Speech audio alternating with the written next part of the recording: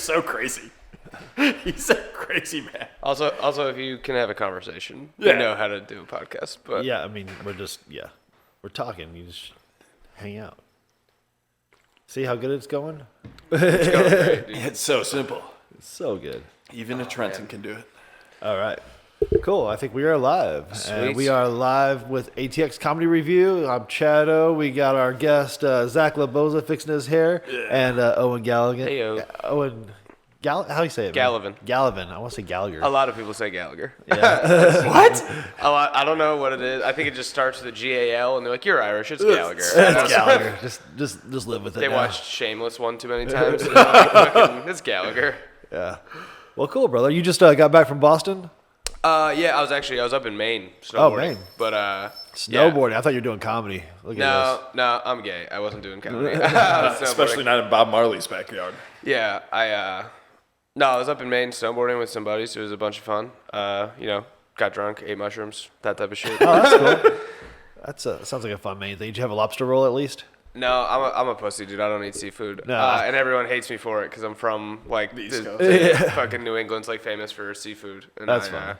I eat the only thing I eat is clam chowder. I'll fuck with that's clam something. chowder, which is like a huge New England thing. You but- saw Ace Ventura and you're like, I can do this. Yeah, Oh, exactly. I was like, I'm gonna get a fucking crazy shirt. I'm gonna fucking- Go for the clam chowder.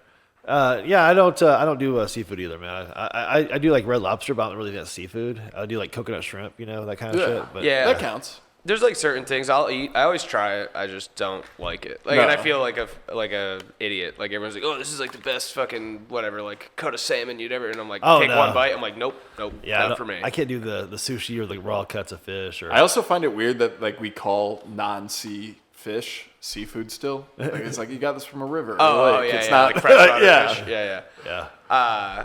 I one time, speaking of sushi, I one time went out with like at my old job, we had these Japanese sales reps who would like come over from Japan. I went out for sushi with these guys, and obviously they're fucking getting like nigiri, not even like sushi rolls, so it's literally just like small bed of rice with like just a slab of raw fish on top.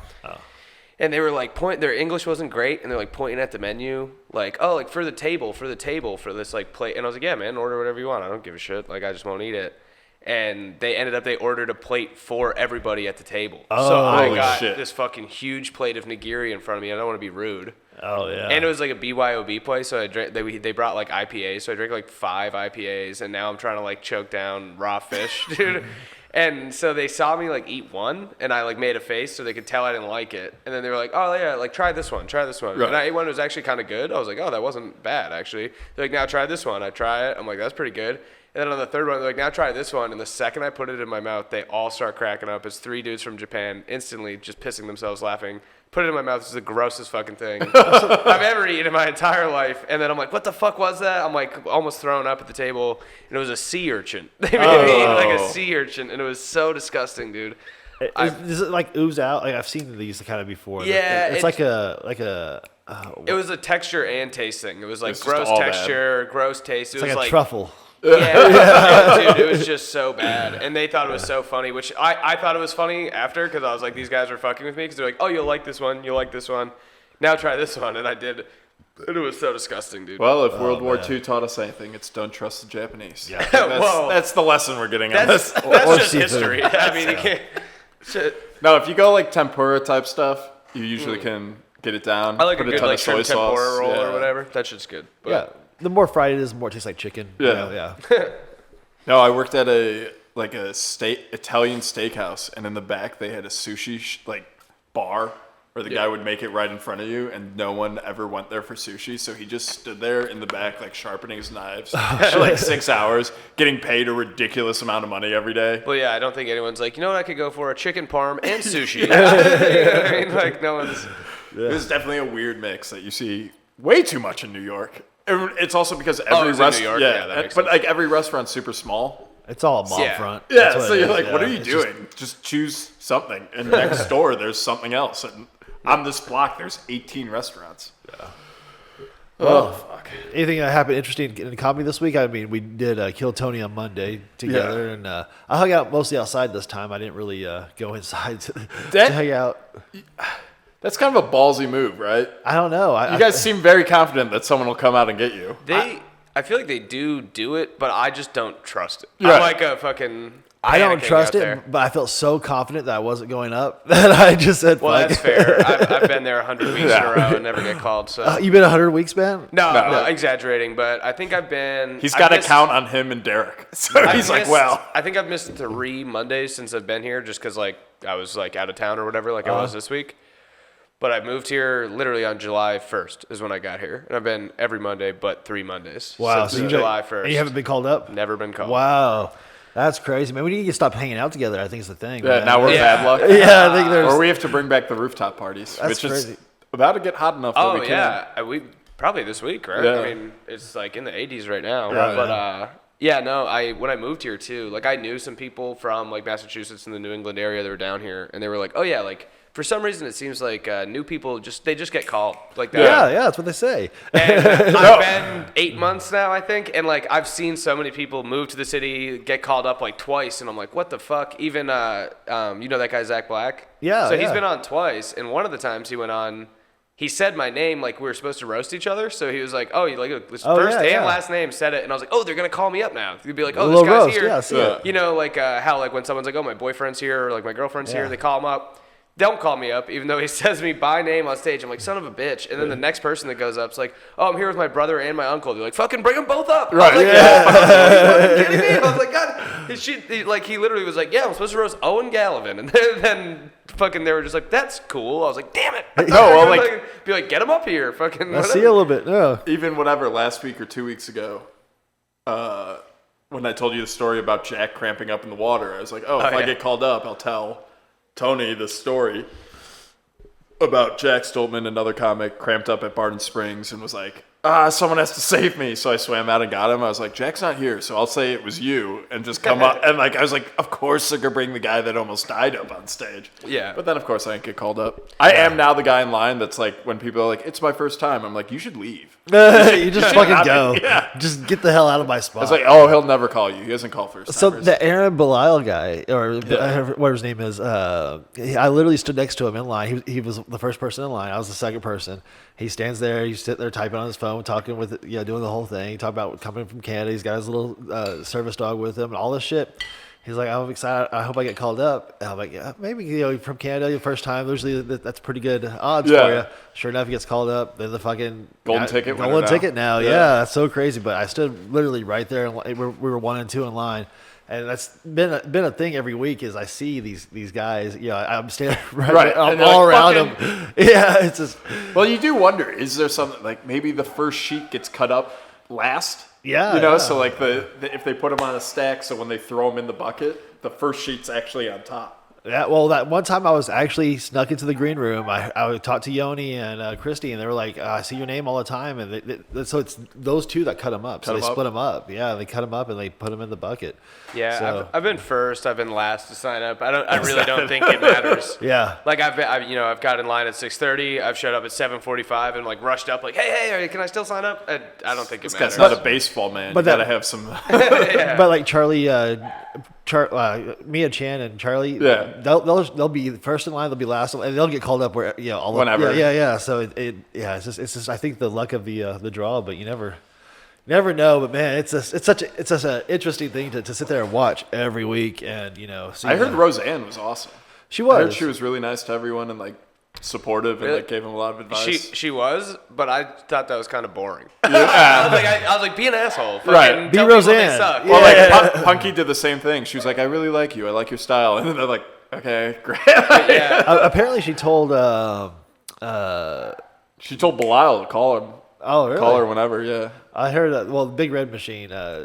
She told him to stop. Like, Stop doing comedy? Just stop. And he's like, I'm never gonna stop. Like, it was a big meme. Like, I missed. I wasn't in there for that part of it. But I don't know. If you Yeah, guys saw I it. always leave when Yeah. I know Montgomery's going up. I'm like, the show's over. Yeah. Which is so funny. Like, Will Montgomery. I can't remember his Yeah. name. It is so weird. It's got to be weird for him just seeing every time he comes out because they come from the direction watching the pits. And so then he just sees all the comics walk out of the pit like, fuck this. Me and William Montgomery go to the same Planet Fitness. Oh, really? I see him there sometimes. You guys sleep in the same parking lot, huh? Yeah. But yeah, I like see. I never say We're all hi. similar body types, so Yeah, nice. exactly. What was I going to say? Free Pizza Fridays. Nobody wants someone walking up to them at the gym like, hey, man, I'm a big fan. But yeah, I saw him there, and I was just looking at him. I was like, that's definitely him. And then I saw him like 5 more times. I was like, I'm just not going to say anything. It is fun. Planet Fitness is like one of the hardest gyms to get out of. Because it's like $5 a month, so they're like, are you sure? Yeah, and they like make you send something in by mail. No, you have to go in person to cancel it. I forgot to cancel mine in Massachusetts, and I moved here. Yeah. And then I was like calling trying to cancel, and they were like, no, like, You you have to can't. come in. And then the only way I was able to cancel was that you can transfer like your home gym. So then I transferred it to one down here.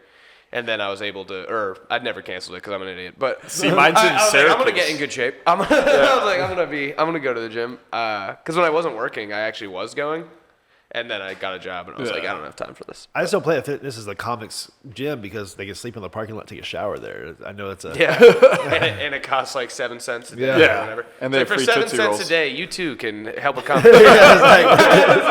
yeah. Do you want to have a dream and no money? We got your back. Planet Fitness. Yeah. Exactly. Which is crazy that they always like advertise on New Year's too. Oh yeah. Like they're like, we're the gym to come to for your New Year's resolution. Yeah, it's if you go there, I'd say up until like February, it's every single one just fucking packed to the brim with just like morbidly obese people. You know what I mean? They're like, this is the year. I'm like, buddy, We're gonna make it. You're my 40. year. You've been overweight since you were 9. I don't think think this is the year. I was in Florida last week and I saw this guy who was like 89 something, like 500 pounds, and he was reading, I think it was like a Jocko Willink book. I was like, it was like, turn your life around or something. I was like, dude, I think it's too late. Your life is 10 minutes. You're from reading a being chapter over. about running like 10 miles a day. It's like, if you could walk 1 a day, that would change your life. Yeah, that dude hasn't run 10 miles his whole life. He's fucking 90. Yeah, that's crazy. That's so funny. That's like someone at the store should have, like at Barnes Noble, should have been like, man, this is a gift, right? Like, Yeah, like, this this is is not a- for you. It's not for you. Actually, he might have got it as a gift. Some asshole. Imagine just being that big of a dick. What happened was it's the guy he hit that was running along the side of the road. He was carrying it. So I guess I'll take it. Beggars can't be choosers. Yeah. Yeah, that's the thing about those runners, man. They get hit by cars so much. I can't imagine being a long distance runner. And, Dude, when bikers. When I was like a kid, my best friend fucking got hit by a car like on a run or whatever. He was like a cross country guy. Yeah. And I was having like a cookout at my house or something, and he showed up like super late, and I was kind of like mad at him. I was like, "What the fuck, dude?" And we were like 14 maybe, and he's like, "Yeah, I got hit by a car." I was like, "What?" And he fucking just got like on a back road of Massachusetts, hit like flip like movie style. He was like, I flipped onto the windshield and then like over the side of the car, and they just kept fucking driving. Jesus Christ. And I was like, "Oh my god!" And he was just like on the side of the road, fucking like, like fucking, you know, his Damn. whole arm was like fucked Yeah. up and like his leg was fucked up. Luckily, he didn't like break anything or whatever. But he was like, "Yeah, I was on the side of the road for like 20 minutes." Just, Well, like, Left him for dead, huh? yeah, I mean, I think, you know, it was probably some asshole like texting or whatever, and they're like, "Oh fuck, I just hit a kid," and fucking, it's like, I'm not dealing with I don't want to deal with this. You know, like, which I'm like fucking, you know, hit a car in a parking lot and been like, I'm fucking driving I'm away. out. You know what I mean? You're texting your boss, hey, I'm going to be a little late. Bam, shit. I can't tell him twice. Yeah, I you're just like, got to I'm go. running late, dude. I'm 5 minutes away. I'm 30. You're like, these groceries aren't going to bag themselves. I gotta get out of here. Man. No, it's fun. Like sedans are made for you to roll over, whereas like bigger Are cars they? are. Is Yeah, that- so like the physics of it is like they want to hit you in the knees, so you Yeah, I hit the guess that top makes and roll sense. over, and like a bigger like an Escalade, they want to hit you square mass, so it's like spread out, and you just go flying forward. I guess that makes sense. It's funny that they design cars. They're like, so if you hit someone, Yeah. When you hit someone, actually. yeah.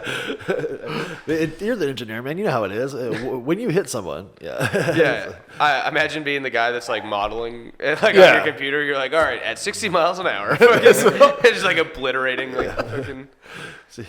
It's due to the height, you know. Yeah.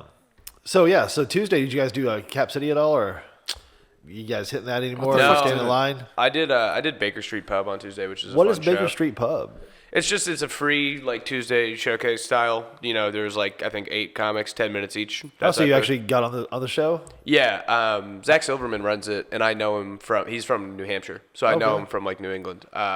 It's a fun show. There's like a guy from New York there, and like I met some comics that I had. So this is the East Coast favoritism. These fucking bastards. It's you have to be from Massachusetts or else. No, there was obviously a bunch of people on it, but. And then, I met a couple comics that like I had seen around, but I didn't really know. So it's always cool when that happens. But decent crowd, or? Yeah. I mean, especially for a free show, I'd say it's a big room, so it felt a little like sparse, but there's probably 35, 40 people there. Oh, it's not bad. So it was separate from the actual pub? No, it's in there. It's like the bar's kind of in the back corner of the room, and then there's like a big kind of just like area, and I think it's set up for like like live music or something because there is like a stage and shit. That's cool. But it was it's a cool show. I did it once when I got down, like right when I moved here, like in last summer, and then he put me on again, which was fun. And I now at this point I've been here for so long, I don't feel the need to like run my old 10 minutes every fucking show. So I finally was like, I'm just gonna put some new shit in here, and it worked pretty well. I was happy about it. So from the East Coast, because there are so many people from like Massachusetts and shit, like Connecticut and whatnot, when you talk to people back there, is it still growing, or have you guys cut off like the knees and now like there's the 10 people that are left? No, it's definitely still growing, at least in Boston. Also, I think like after COVID, like it just took such a dip that like it's still like growing back to what it was. You know what I mean? Like so many just like bar show type shit was like canceled after COVID, and now it's coming back. There's a couple young comics in Boston that are apparently running sweet shows. Shout out to Josh Mandel is one of them. Young guys like Look 20. At you trying to get on when you get back for Christmas. Like, hey, I put you on this podcast. Where's the camera? Josh, put me on your fucking show, dude. But no, he's super cool guy, super funny comic, and he's running this like really good show. I think him and one other comic run it out of like. I think it's like a basement of a community center or something, and they like bingo going on upstairs. Well, yeah, they do like this cool thing where they like they pay for like a 24-hour liquor licenses so that they can serve at their show. Shit. And then Dude, Massachusetts will do anything to get you a drink. Yeah, and then they so it's got such a good reputation that like Chris DiStefano did the Garden, and then he like popped into their show and did like 15 minutes or whatever. So it's got like a really good reputation around town, which is cool. And they're just like it's cool to see like super young guys. They're like 20 or whatever. Did you guys see him around? Good shows out. Did you see Chris when he was in town? He did Tony. But not besides that. No, and I wasn't here. It was that last Monday because I was still in Massachusetts when he was here. So sometimes you'll see like a freak or something. Yeah. Well, especially someone like him who like who like him and Shane seem to like they like don't realize how big they are. Yeah, something. I don't think I'd recognize him as a normal guy. If he took his glasses off and stuff, I think he'd just be like a normal dude like in the back of the room, type of thing. But he's pretty just like normal looking guy. You know what I mean? But I was curious because like there are so many talented East Coasters down here. Like sometimes when you take the talent out of an area, then everyone's like, "Is this as good as we can get?" Like, is this? Yeah, I mean, there's so many comics in Boston, and they're all funny. I mean, obviously not everyone's funny, but like, there's a bunch of funny dudes and ladies. Sorry, fucking bunch of funny people up there. So. Yeah, I don't think it and people. It's the accent. I think you just laugh automatically when you hear. Yeah. Take off my bra. It's like it's that long A that comes out. Nothing less sexy than a woman with an aggressive Boston accent. Like, hey, do it harder. It's just the worst accent. It's disgusting. It's so gross. That's funny. Yeah, the Boston scene is a tough comedy scene for comics to even get noticed in to break out of, because all the great ones you hear of come out of Boston, but I'm sure there's a lot of guys who are there that know, I mean, so many people came out of Boston or just Massachusetts in general. It's actually crazy. Like when a couple weeks ago I was at fucking Kill Tony, a little drunk, and it just like pissed me off so bad. Some guy went up, I forget where he was from, like Springfield, Massachusetts or something. But, he gets called up and he's like, "Oh, I'm from Springfield, Massachusetts." And some idiot in the pen was like, "Oh, he's from Massachusetts, he's not going to be funny," and fucking walked out. Holy shit. And I was like, do you know how many comics are from Massachusetts? I was like literally every fucking famous comic is from, not every, but like so many are from Massachusetts. I was like, are you fucking retarded? Well, it's also like you do realize, and this is like the double-edged sword of Kill Tony, you realize how many people there don't know anything about comedy, don't really do comedy, just are like, this is a good way to get on social media. Get my 15 minutes, dude. Or whatever. Yeah. And fucking that, when I see someone that goes on that like I know does comedy and they're bad, I'm just like, oh, that sucks. When I see someone go on that clearly doesn't do comedy, I'm like, you're a fucking piece of shit. I'm like, stop signing up for this. You took our spot. Because many people fucking come every week, myself included, and fucking, and all week they're just doing shitty open mics, and they're like, come on, just give me 1 minute on a stage in front of a lot of people. And then these assholes go up and they're just like, I've never done stand-up before. I'm just going to fucking, I just want to get made fun of by Tony Hinchcliffe. And I'm like, you're fucking, they're like, it'd be like someone like getting a shot to catch a football in an NFL game. It's like, oh, you get this one shot. Yeah, it's exactly. Like, have you ever played a sport? No, but they're doing a live game. I thought, they're like streakers. They're like streakers. That should be a thing. There should be they should pull out 3 names of a bucket every NFL game. Well, and put them on the lineup. Every Texans game, you could pull out like 10, and you wouldn't even notice the difference. It'd be like a guy that's like, I can play football and then sprints 10 yards and is like out of breath. That's like what it's like. These people get up there, they just fucking talk about nothing for a minute, and then their interviews always suck too, usually. You still got 45 seconds left, Yeah. That's my favorite, when people are like, all right, that's it. And I'm like, no, you didn't even make it a whole 60 seconds? Well, a couple weeks ago, I saw some guy arguing with one of the door guys about his phone being locked up, and he was like, no, I'm a comic. Like, I need my phone, I have my notes in it. And he was like, I don't give a shit if you're a comic, fucking lock up your phone. And the guy was like, but I have my notes. Like, how am I supposed to do it? And I'm like, you have notes seconds. For 1 minute? And it's like different when you're, doing even just like an open mic with 4 minutes of new jokes. You bring up notes. I'm not going to be like, what are you, fucking stupid? But I was like, you don't have 1 minute lockdown that you can do without your notes. I was like, then fucking leave. You should definitely have that Kill Tony minute. Well, you also see people with like notebooks and they're like writing and shit. And you're like, what are you doing? Yeah. Well, Ray will be doing that. Ray Chinnicky will be in the back and he'll... But I feel like Ray's probably just writing for his own sake. Yeah. You know what I mean? Like, he's not writing what he's going to do on Kill That's Tony. Also he's what just Ray Chenevys does. Yeah. He's just like always writing. He's like driving and like, all right, I got this. Also, I saw Ray a couple weeks ago, and he was writing with a fucking pencil, and for some reason that I was like, what the fuck are you doing? I was like, you write in pencil, dude? I got like so annoyed. He was like, I just don't have a pen. I was like, fucking take my pen, dude. Stop writing with pencil. I was like, what the fuck are you doing? What are you, poor people? Where did you find a pencil, first off? Also, I'm a lefty, so like when I write in pencil, I just fucking smudge it all over the paper, and it drives me nuts. So I just hate fucking pencils. I write like a lefty, but with my right hand, so it gets all over me. Like a fucking monkey. You just like put the pen in like this. But no, I saw some kid like freaking out in the pen the other day, maybe it was last week, and he like had a little notebook. He was writing and crossing stuff out, and I was like, dude, just put it away.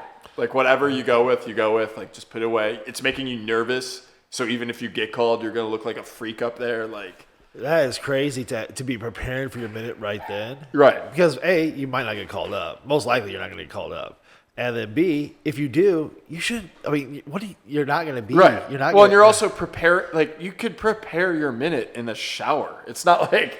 Just like, all right, it's more like you're indecisive. You just have to decide what you're going to do and be like, that's it. That's what it was. My first Kill Tony, I sit out there in the parking lot on the side of the Vulcan. I looked through all my jokes, and I was like, okay, we need a Kill Tony minute. So I pulled them out, and I started rehearsing. It's like 4 o'clock. You know? So I start going through them and putting them together at 4 o'clock.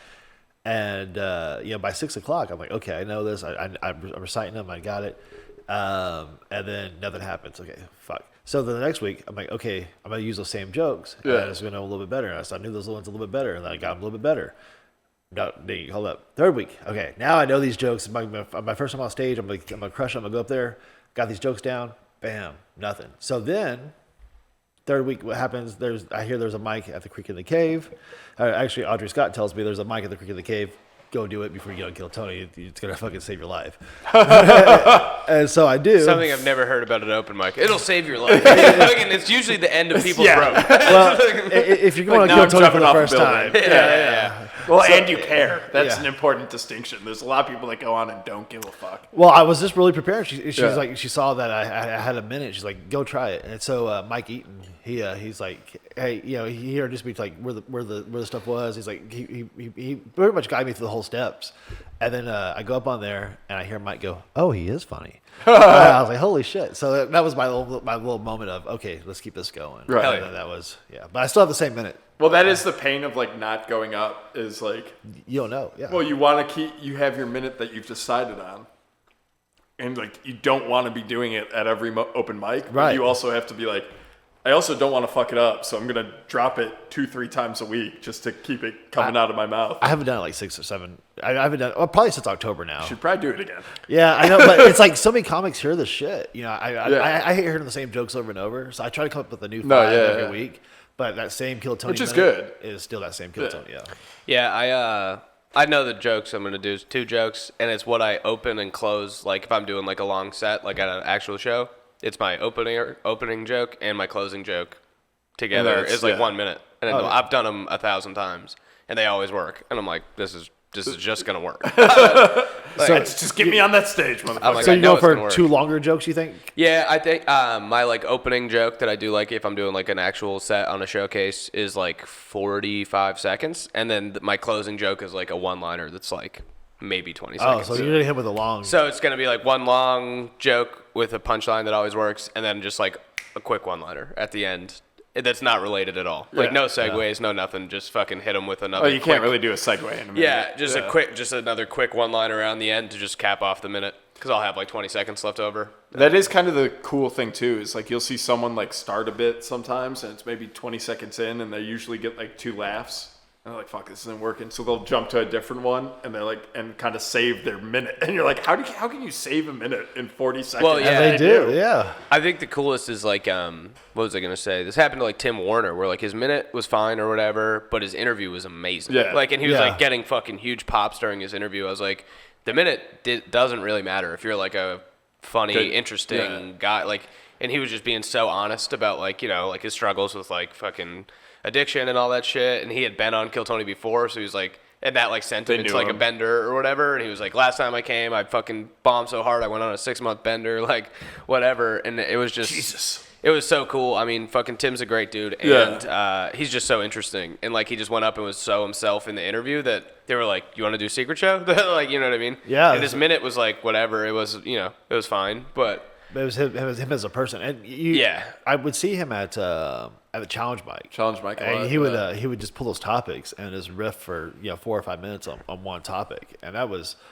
I think, really where a lot of that shines through is him just be able to be that riff comic and be able to talk in that moment. Well, it's kind of like a Joey Diaz type thing where it's like, it's not necessarily you have to have these. It's like your personality is what. Once that shines through, you're set. Yeah, But he's you better super, go with he's something super written, unique, though. and he's always he does. But like, you know what I mean? He's never, like, every single joke I've heard him do, I'm like, oh, only he would write that. You know what I mean? Yeah. It's one of those guys. He's super funny, super nice dude, too. Well, and he's got so many lived experiences too that he can pull from. That he can be like, you Are want to talk 1982? I'll talk 1982. Are you both talking about Joey? Or are you both talking about Tim Warner? No, Joey Diaz. Because he's talking about Tim Warner, right? I was talking about That's funny. That's why I was. I'm a piece of shit. No, it's fun. It's fun to see them both on the different pages. Yeah. Not that beer has anything to do with it.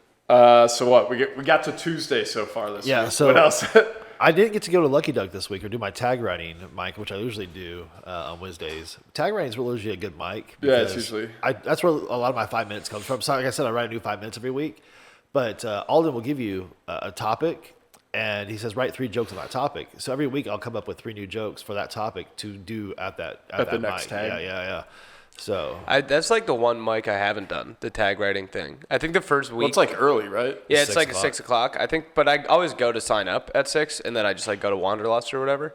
But I think the first week I was here, I showed up, and I was like, hey man, can I just get on like this mic? And he was, yeah, sign up online. And then I went online, and it was like, write 3 jokes. I was like, I'm not fucking doing this. You know what I mean? And then I like never signed up again. I should probably just do it. nobody really does the 3 jokes.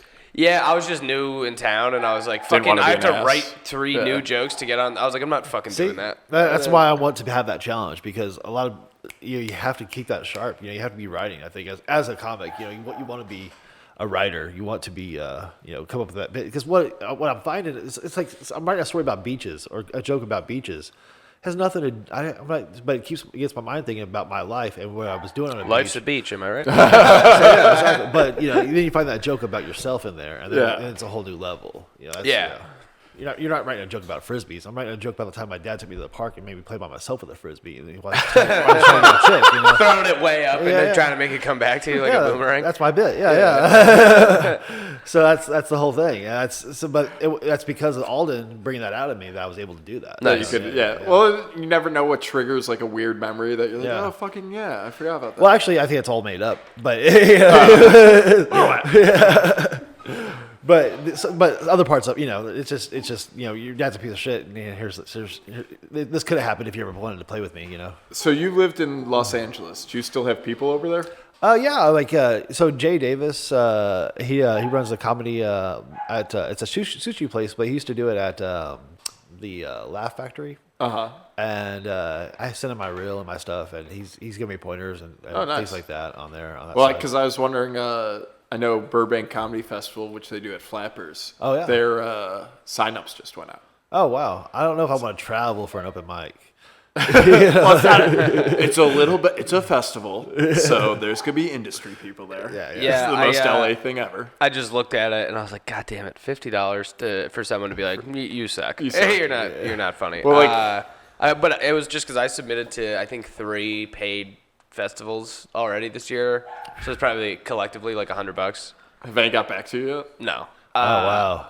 I mean, I don't think they've gotten back to anyone Yeah, yet. the submissions aren't closed or whatever. But I'm just like, do I want to spend another $50 to just like fucking not get on, and then you just watch the people that did get on, you're like, that dude fucking sucks. You know what I mean? Just being like a bitter asshole about it. Well, if it's anything like film festivals, they don't look at everybody. They just pick some people out random and go, is this person good enough? Okay, let's pass them through, because they don't have time to look at everybody. They're just taking everybody's money to pay the people that they look at. Well, in this one, I got on like my second year into comedy when I still lived out there, but they didn't hit me up. So like that day, I was like out of town, and the guy called me. He's like, where are you? I was like, wait, what do you mean? And he's like, you got on. And I was like, so now I'm kind of worried, being like, is that guy got my name on a, which is the dumbest thing. Like, it was 6 years ago. There's no way they care. Yeah, they don't give a shit. Who'd you say? Where's that list at? Yeah. Give Zach that list Leboza, fuck this guy. He didn't show up to his 4 minutes. Your pictures in the back of every comedy manager's office. Yeah. It's just like, just your headshot with a big circle and a fucking line through it. Well, and that's too why I think theirs might be, because they have like the moo room or whatever the fuck it's called, milk room, whatever.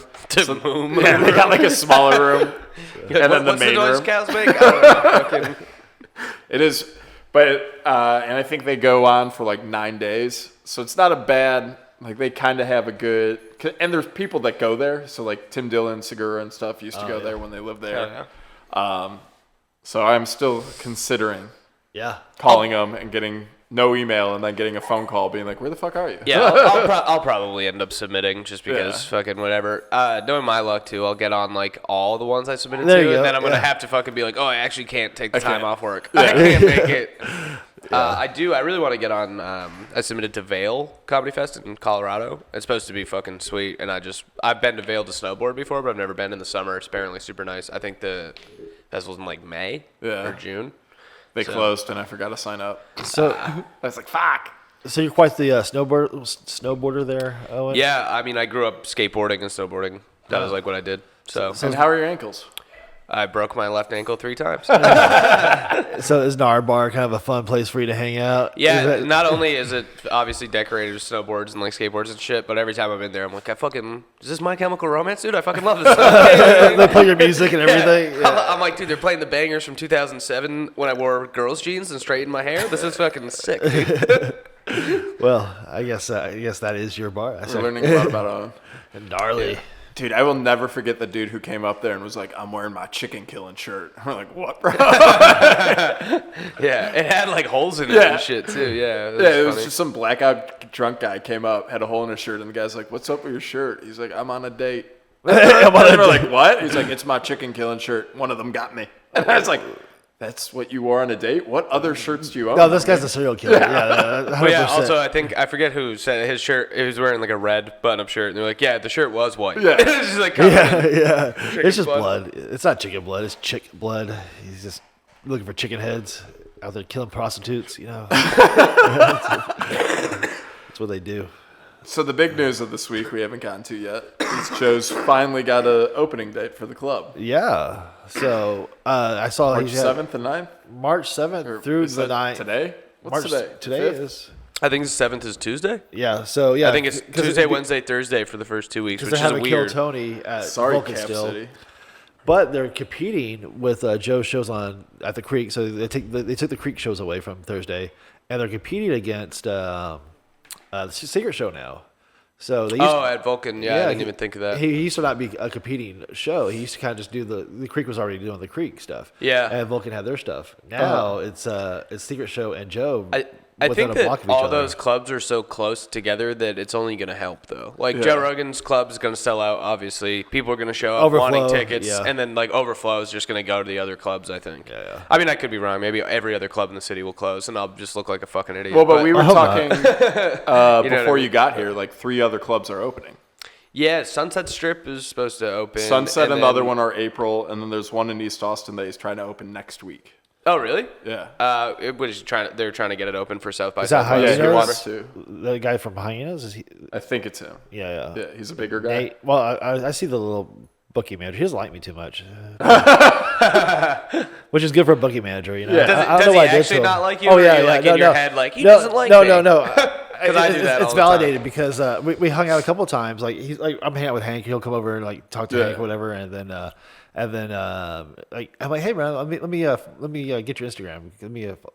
He's like 5,000-6,000 followers or whatever. It's a private account, so I hit follow request. I gotta go back to it a couple days later. This motherfucker.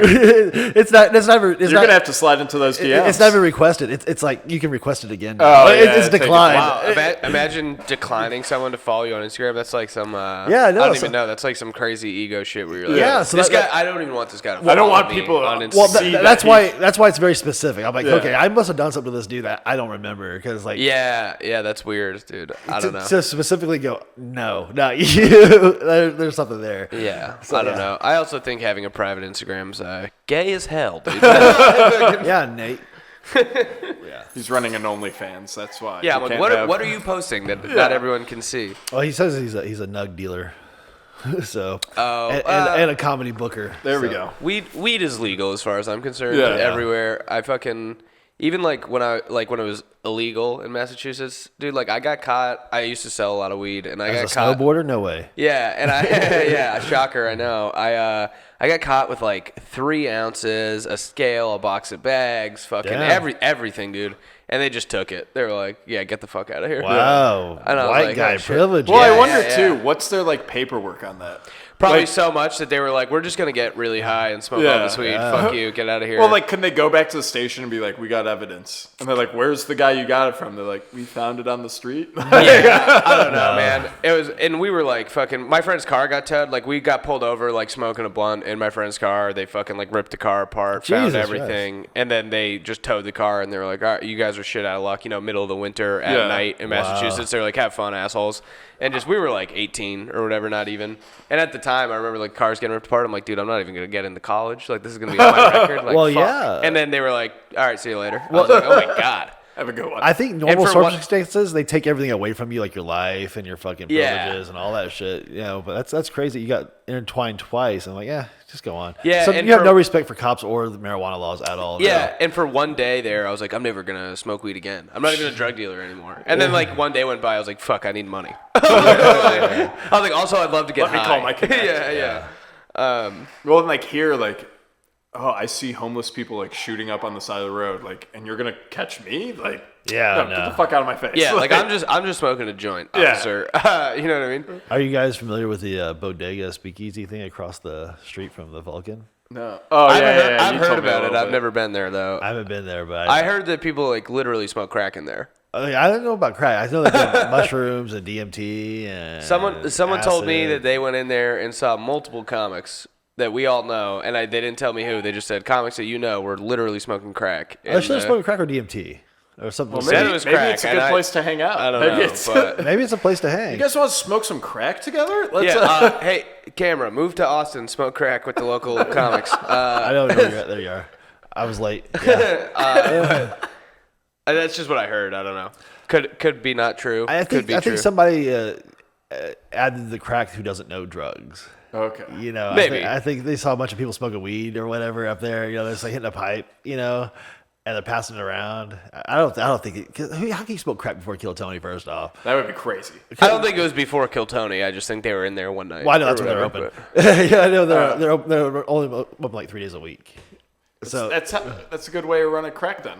Keeps the cops off your tail. well, you Hey, can't man, you can't run a I crack only in that smoke way. crack Monday, Wednesdays, and Fridays. Yeah, so you can't do that. I'm not- No, there's no way. You know what I mean? That's why I'm saying it's not crack. Because if it's crack, it'd be every day, all day. But these guys, it's like You know mushrooms. those crackheads. They can't take Classic a day off. crackhead. Mushrooms and acid, they're high Yeah. for 2 or 3 days. They come back after. Yeah, you just stay open on acid hours, and then by the time it wears off, you're good. Well, that was one of those things I always wondered was like, why do psychics have hours of operation? Like, should they just be like, I know when you're coming in? Like, Yeah, they're like, trust me, you have an appointment. yeah. No, in LA, they used to put them like ads under your like windshield wiper. I was like, it'd be smarter if you just put it under like 4 people's and been like, I know you need this. Have And you- I'm like, Yeah, have you ever been to one? no. So in LA, I went to one because I'm like, okay, shit's going bad. I don't want to be a So I'll waiter. just pay someone to lie to you? I don't want to be a waiter. Yeah, you got way too high one day. I and you're want to like, go. I want to know if this is right for me. If I'm supposed to be in the right spot. So I go to the psychic. It's like $35 or whatever, and she's like, "Oh yeah, you're gonna be famous. You're doing the right stuff. You're in the right spots, but you have this cloud of whatever around you, and we need to burn this candle for you every day. And I'll burn this candle for you and say a prayer for you every day, but it's $200." And that's where they get you. It's these fucking the light- add-on. $200 flat or $200 every time they fucking burn whatever the fuck they said. She wanted to know if I had $200 first. That was the initial, hey, how much you got? type of thing. You're like, I'm a struggling artist in LA that's at a psychic. Do you think I have $200? That's what I said. I said I don't have any money. They go, well, does your dad have $200? Jesus. Oh, I thought you would know if I had a rich father or not, because Yeah. my dad's worse than I am. So no, you know. So no. He can't even afford the You're frisbee. like, I stole. my dad's net worth is $9 Yeah. actually. Actually, yeah. But yeah, man, psychics are weird. What really bums me out though, like, because I think psychics, like, they're probably just lying to people, but whatever. What I think is like a dick move are mediums, you know? Yeah. Like, Oh, fucking, yeah, well, they actually- someone's like dad dies and then they go and then they pretend. Like I used to work with this girl whose dad died and we were like relatively young. She was like 25 or whatever. She went to this medium to like talk to her dad, and then the medium was like, I'm seeing a young man. And she's like, oh, well, like I was here to talk to my dad, but he's not young. And then she's like, well, do you know anyone that died? And she's like, oh yeah, I did know this one kid. And then like, you know what I mean? And then they just fuck with you and like lie to you. And Now it's you're like, talking from fucked up. Billy in 3rd grade. That Yeah. it's just the kid in the Yeah. back of the class. He wanted to fuck you. Yeah, it was like a kid that died when they went to high school and they were Yeah. like friends or whatever. And she was like, oh my God. And then so I didn't get to talk to my dad, but I did get to talk to this guy. And I was like, what you did was get ripped off. And Well, like you would think there'd be like one guy who like just does it as a hobby. He's like, I made some money in tech early, and like I love media. So like, What, I like just, open AI Yeah, for like- psychics. Well, no, like he just wants to like help people. So Yeah. it's like, yeah, come to my house, I'll help chat, you. R.I.P. Yeah. Chat RIP, there it is. Yeah. All right, so Rogan's is opening Tuesday. I want to go back to this chat RIP. I think that's a good thing. Let's sell this Not top. bad. Because you know how they have those spirit boxes that have like the words pop up on them when you're talking to ghosts. Yeah. Then Yeah. you just have it automatic. Can you imagine that? There'd be like some poor motherfucker who has like notifications. So at like 2 a.m, it'd be like, whoa, and you'd be like, Mom! God damn it, Mom! You never. My mom used to literally come in when I was like, had a girl in my room. Like, why is this door closed? Your mom's coming on your fucking phone. Why is it? Why is the lights off? You know. It's just like, I've seen your search history. Yeah. Well, that's what one of the bits I'm trying to work on right now is like doing ChatGPT, how it can like do like jokes as Joe Rogan or jokes as Yeah, Oh, yeah, like write this, like a joke about this in this style or whatever, yeah. And I was like, no one has the balls to be like, yo, talk to me like I talk. Because Right. it's like listening to a voicemail and you sound Oh, insane. yeah. But also it'd be like, hey, bitch. I'm like, oh, I'm not that mean. It's like, no, this is how you talk to your friends. You're an asshole. It's Yeah, like, it's oh, like, how do you like it? You Yeah. piece of shit. Have you tried have you done the jokes with the ChatGPT? Have you tried writing them? No, I'd So rather kill myself. I did. I did jokes in the style of Anthony Jeselnik, jokes in the style of Joe Rogan, jokes in the style of Sam Kinison, and it did Sam the other. Kinison has to be Well, I was about to say, So- Kinnison's not even like I mean, it is a style, but like, it's yell. yeah, it's like it's just in all caps. So it You know what I mean? wrote me a couple, and then it stopped. It goes, "I'm sorry, but this comic is it violates blah blah." So they literally stopped writing Sam Kinison jokes in the middle of writing Sam Kinison jokes. That's insane. Yeah, That's funny. What was I gonna say too? but everybody else was okay, but Sam Kinison was too offensive. Well, it's got to suck for like Jesselnick because I think he went to like a Ivy League school, or like even like Conan, who went to Harvard. It's like, oh, you went to this big school to like go do like whatever the fucking newspaper's called, Right, and then go on and do comedy. And it's like I'm one of the few people that got a Harvard education for comedy, and then it's like, oh, we just have a robot that does that. Like, in his voice of Conan O'Brien. Yeah, Yeah, I mean, dude, 10 years from now, the best gonna be comic nuts. on earth is gonna be a fucking robot. Yeah. Which that's that South Park episode where the the funny bot. Yeah. It like writes jokes or whatever, and then it's big punchline of every joke's like, and then it's awkward, and it like whatever, Yeah. and then by the end of the episode, it's like trying to kill all humans, and it's like humans invent robot kills everybody, robot feels awkward. It's like so stupid. That's so funny though. It's like, isn't that so funny? Like how ironic that I would just kill all of you. Like that's like the joke that it's like trying to make. you guys get it? It's so funny. Yeah. But my friend Tim, he didn't write jokes in ChatGPT. What he was doing was typing his own jokes into it and then asking it to punch it up. explain why it was funny. Oh, And it wow. was like breaking down his jokes. And it was like, so when you say this, it like people think that, you know what I mean, like a misdirect. So it was like you make people think this, then you hit them with like this thing, and that elicits laughter. Like that's why it's funny. Like whatever. It's like breaking down these jokes, and I was like, damn, dude, this is kind of fucked up. I was like. It like Well, like at some point, it's gonna be able to grade it because enough people are gonna put their own jokes into it. They'll be like, "Oh, this is your joke about non-binaries. It's about a C+." And you're like, "What? I Yeah. spent 6 years." But it was so weird to watch, like, you know, just like an AI break down like what humor was and like how Yeah. his joke worked, and I was like, I don't like that. Which is also I was like that's this fucked. technology that we were supposed to make to help like cure cancer and stuff. We're just being like, "Oh, your dick joke's Yeah, not too great." I'm like, should the punchline of this joke be that my dick's big or small? Some poor bastard was like, "I'm gonna invent this and get laid all the time." And then it's just a bunch of dudes being like, I use it for dick jokes." No, because now you can even use the AI to like build apps. Like my buddy's building Jesus. an app through AI to like show you with like different haircuts. Oh, so wow. it builds like another AI that'll be able to put haircuts on you. So that's how robots take over. They just Yeah. you just say build me a robot, and they Right. build and then they don't need you anymore, and then it's Well, over. the theory is that most robots will kill themselves before they become too strong. So that's I hope so. fun. That's kind of, I don't see how that would happen though. Like, Well, it's what- like because they know who their god is, and their god's like this broken humanity. oh, is that our problem? Is that we don't know who our god like, is? Yeah. Google's So it keeps Well, us. chatbot killed itself. That's a like bunch. that episode of Rick and Morty when he like Rick makes a robot Yeah. that's just all it does is pass butter. That's Oh, like yeah, it's- and what is and my then it asks, purpose? It's like, what is my purpose? It's like, you pass butter, and then it's just like, oh my god, and then like, he just like shakes his head, and then he like looks at it, he's like, yeah, I know, like you know what I mean? He's like, yeah, fucking life sucks, you know what I mean? But like, so it's like this little tiny depressed robot that's like passing butter. But at least he has a purpose, you know. We're all going to open mics and trying not to blow our brains out. So that's I'd rather Yeah. pass butter, you know. Yeah. At least I know what I'm doing. Yeah, literally. I'd be like, hey, at least I'm good at passing butter. Yeah, I don't, exactly. speaking of open I'm the mics, so Michael where Jordan did we of- get to? Wednesday? Wednesday, You guys Wednesday. do anything on Thursday? Wednesday, I didn't do. No, that's not true. I did do. I did Wanderlust on Wednesday. It was. Oh, yeah? How was that? We all got leaked on. I mean, not great. That mic's so hit or miss. Like randomly, there'll I've be never people been there. there. Randomly, there'll be people there. The room that the mic is in is a sweet room for comedy. Like I did a show there on like a Friday, and that room packed out was sweet. Okay. But this week actually was so funny. There was like this couple in the front row, and it's just like big fat dude from San Antonio, big fat bald white guy. He like one joke into everyone's set, either told them if he thought they were funny or not. Oh, so he'd be like, "You're good, you're funny," or he'd be like, "I didn't like that." You know what I mean? No, he was no, like, no. He was like, what's the dude from Gladiator? Yeah. Fucking like doing that shit. Like, you know what I mean? It was super funny. But So now everybody's watching. He was this guy. basically So- Brian Redband at Kill Yeah. Tony. He's like, "No secret show for you." Yeah. But he had the crowd focused on this guy though. I'm sure, right? At this point. I mean, there was He the only was the crowd in crowd. there was him, and then Oh, all okay. the comics. He was sitting kind of up front, so we were all just behind him, just shit. watching this guy.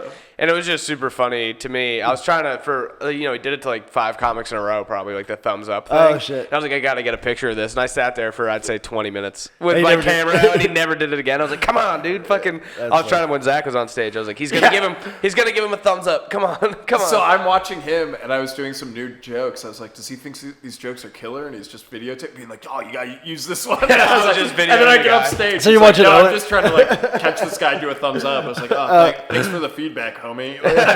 it's like, can I get a copy of that video? It's just like of the guy, you're like in the background. Just, Yeah, he's like way out blurry. Right. I'm like, it's artsy, dude. I focused on this guy's bald head, and you're in the background.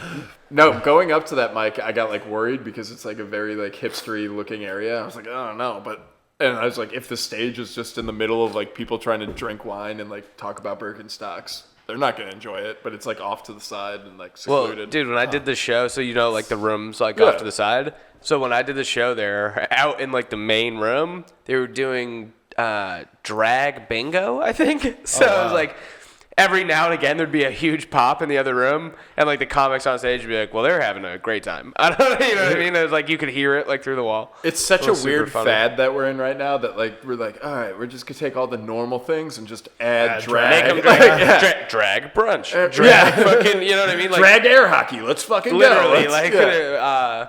Which I don't know. Have you guys ever been to a drag show? I've been in them no, doing but- comedy and getting fucking I wasn't in drag, but like, I've been to one and just didn't get it. Downtown here? And I wasn't having a bad time or really a good time. I was just kind of like, why is everyone so into this? yeah. I was like, this What is is the point? the wife and daughter went to one downtown, like around right by the Vulcan, but a little bit further towards Fifth, and it was a common bathroom for one. Yeah. So my wife was having a fit about that. Like she didn't want to go pee. Well, they're somebody- they're like changing into their drag shit, which takes forever. Yeah, so it was just a nightmare for the wife from Oklahoma to experience from rural Oklahoma here. But they said they had a good time. These girls got like tipped like crazy. Oh, they get 20, tipped. 50s. Oh, yeah. Yeah, like. and they're like good performers. Yeah. Like I said, like I went to the show, I wasn't having a bad time. No. I was like I just didn't like get why people like it so much. Well, I just was like, To be a it's just performer not and for get me. paid that much fucking money, put me Well, in a so- fucking dress. Like Well, I was I think right. now, I think right now too, we're like at a spot where like drag's super controversial. So the people that go to see it are like, I'm gonna fucking tip the shit out of these Yeah. people. You know what I mean? Yeah. Well, we don't know which side of because some of them hate like transgender stuff. They're like, I'm a drag. I'm not transgender. Like, Oh, do they? I don't know. Yeah. Yeah. So in Naples, a notoriously bad, world famous for being bad club, their only open mic is called Go Up and Get Dragged Down, and it's like a drag show, and everyone's there just for the drag. And the drag queen comes out and gives like a 5-minute speech about how everyone should boo all the comics. Oh wow. And they're like, yeah, these comics are coming up, but every time you boo them off stage, we come up and dance for you. So remember, boo them really loud boo them. So it's just a Yeah. blue comics. and like I so. would, I would just go up and do the heck and be like, isn't this a drag? But I went up to them. I was like, all you have to do is not say that at the beginning, and just like if they boo us, pull us down, and if not, give us our 4 minutes, and it's not gonna fucking kill you. Yeah. But like. And like it's Naples, Florida, so it's all 80-year-old people too. Yeah, Which I'm like, what the Sam Morrill's fuck? favorite city. Yeah. And but like one 80-year-old guy, he's like, I raised my family and my wife got sick, so I was never able to do stand-up, and this is my first time doing it. Oh, And everyone shit. booed him, Oh, and dude. he cried on stage. And then the drag queen came out and like took him off stage, Like the Apollo, and, like a fucking and just with a started hook. dancing. I And can't was think like, of wow. anything sadder than an 80-year-old man Yeah. crying. Oh, it was so, and he did Oh, like a God. whole monologue about like I was in the war and then I had to take care of my dying wife. And I'm like, you think Oh, I was he's like, you guys hilarious. want to have a little bit of like, yeah, compassion? you think Marley and me sad? Come to our open mic where an 80-year-old man cries on stage. It's a very similar end to Marley and me. We had to put him down. Yeah, we had to put it Everyone dies at the end. Yeah. But yeah, I went up and just like chewed the crowd out because I was the next comic.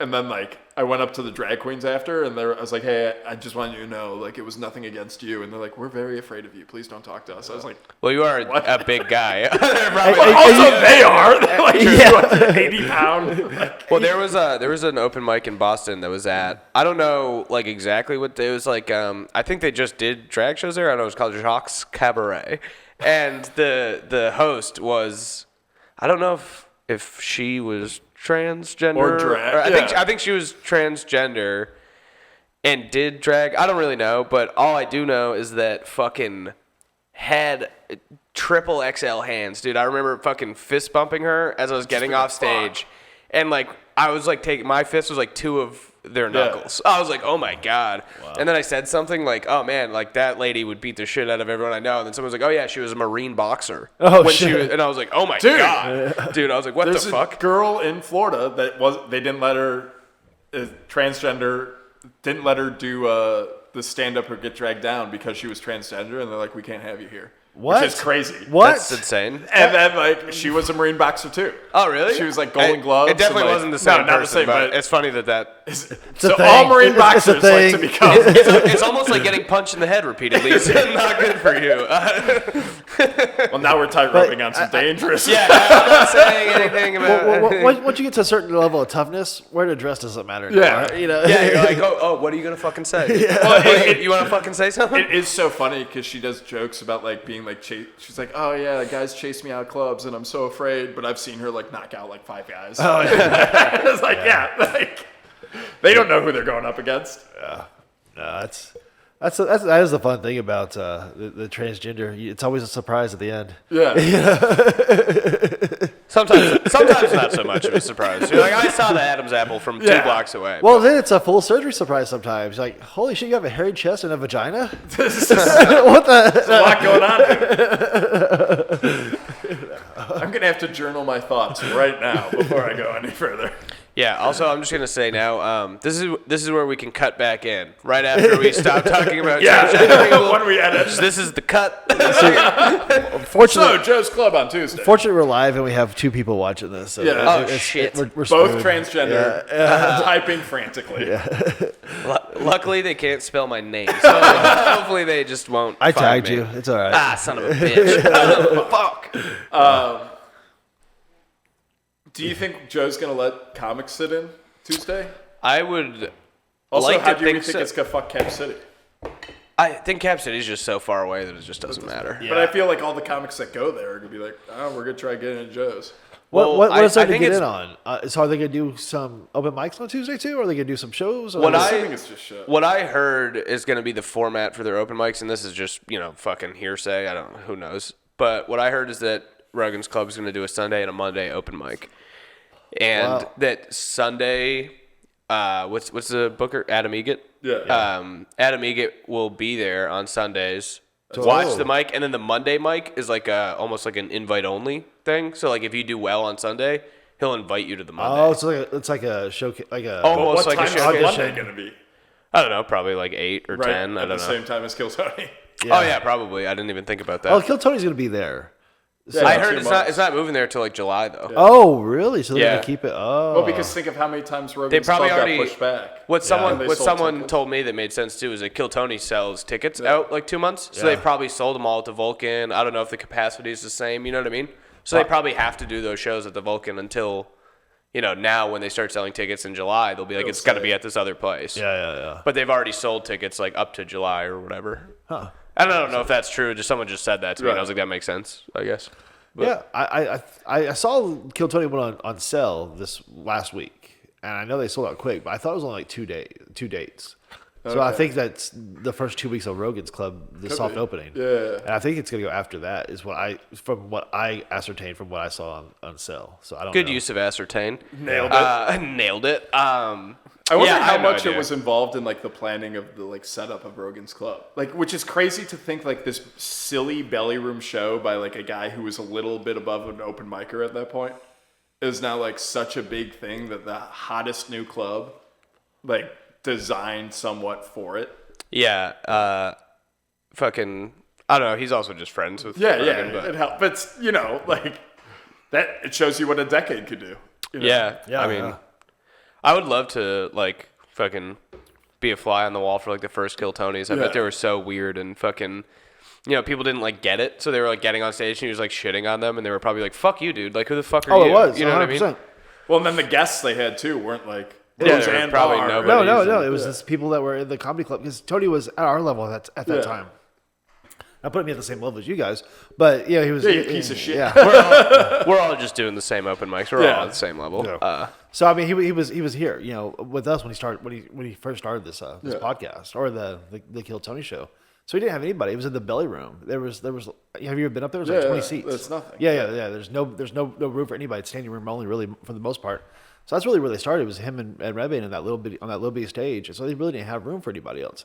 Then they had like the Iron Patriot, I think, come in. Now that guy might be the reason that Tony has security now. Have you seen the Iron Patriot? Are you guys familiar with this guy? No, I don't know who that is. So he, I know the comic book character. So he was the original. So he dressed in this Iron Man suit that he built, and he would stand on the stage, like by the stage, and kind of like roast people a little bit. But then just kept on getting weirder and weirder, and then they realized, oh, he's not. It got weirder than wearing a homemade Iron Man suit. Yeah, it did. Because Hollywood, everybody has a homemade Iron Man suit. That's just classic LA. Dude. Yeah. So, but he just kept on getting further and further off, and now so on the Kill Tony page on Facebook, people have been watching this guy, and they're posting that he's doing a countdown to when he's coming to Kill Tony again to Austin. He's posting daily of how many days it's going to be before he gets here. Well, I don't want to be there that day. Please let me know.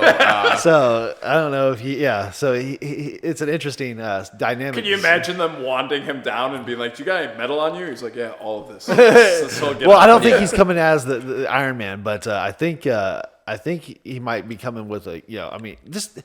How hard would it be to shoot 30 people in that line? Okay. All right. let's I give him ideas. He's one of the two people watching. Hey, Austin PD, if you're listening, please for once do your job. Just one goddamn time. Nice. One fucking time. Yeah. Dude, that was speaking of how shitty the Austin Police Department is. I got rear-ended in like a hit and run, and then I called 911 because the dude drove away. Then they were like, "This isn't an emergency. Call 311. You're not hurt." I was like, "Whatever."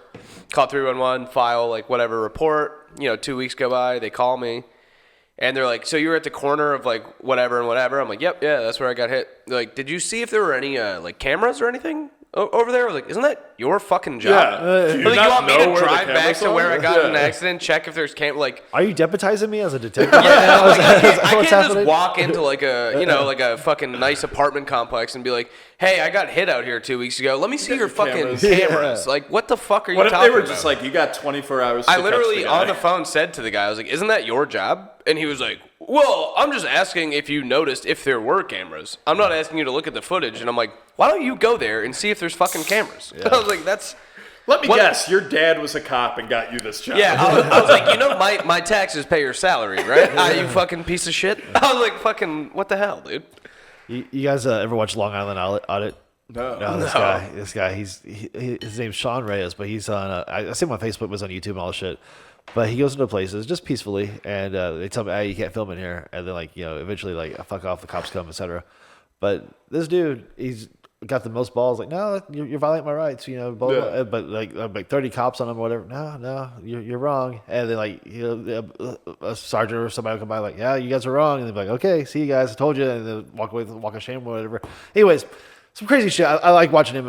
Usually every morning on my Facebook, and I'll watch him telling cops to fuck off or how much better he is than them, and it's kind of a good little adrenaline rush. Is today the day that someone fucking kills him? Well, yeah, that's the whitest thing ever. You're like, what I like to do is watch this white guy tell off cops. It's such an adrenaline rush. His last name's Reyes. So he's from, but not full white. He's a brown white. You're like, he tans well. Yeah. He uses SPF 10. Is what I'm saying. out of all those types of videos, he really does have the most professional version of it. I don't know. I like him, but I don't know. Well, dealing with the cops, and he's like, "Isn't that your job?" A lot of times, it's like, this, you're not here to force, feelings. You're here to force policy or law, whatever. So, anyways. This kind of remind me of what you were saying to him. You know, it takes a lot of balls to fucking stand up to a cop. It's like somebody who's been let go of having weed like a couple times. It takes that level to be able to say, "Fuck you, cops, do your job." You know, Yeah. You can't be arrested and tell the cops that kind of shit. No, you have to be let go. No, they don't enjoy it. Yeah, I mean, when I got arrested for DUI, I talked mad shit to the cop because I was already arrested, and I specifically remember this dude was so mad at me. But I'm handcuffed to the fucking wall in the I'm not in a cell. I'm just like in basically the waiting room of this police station. And he's asking me, name, birthday, height, weight, that type of shit. And he's like, hair color.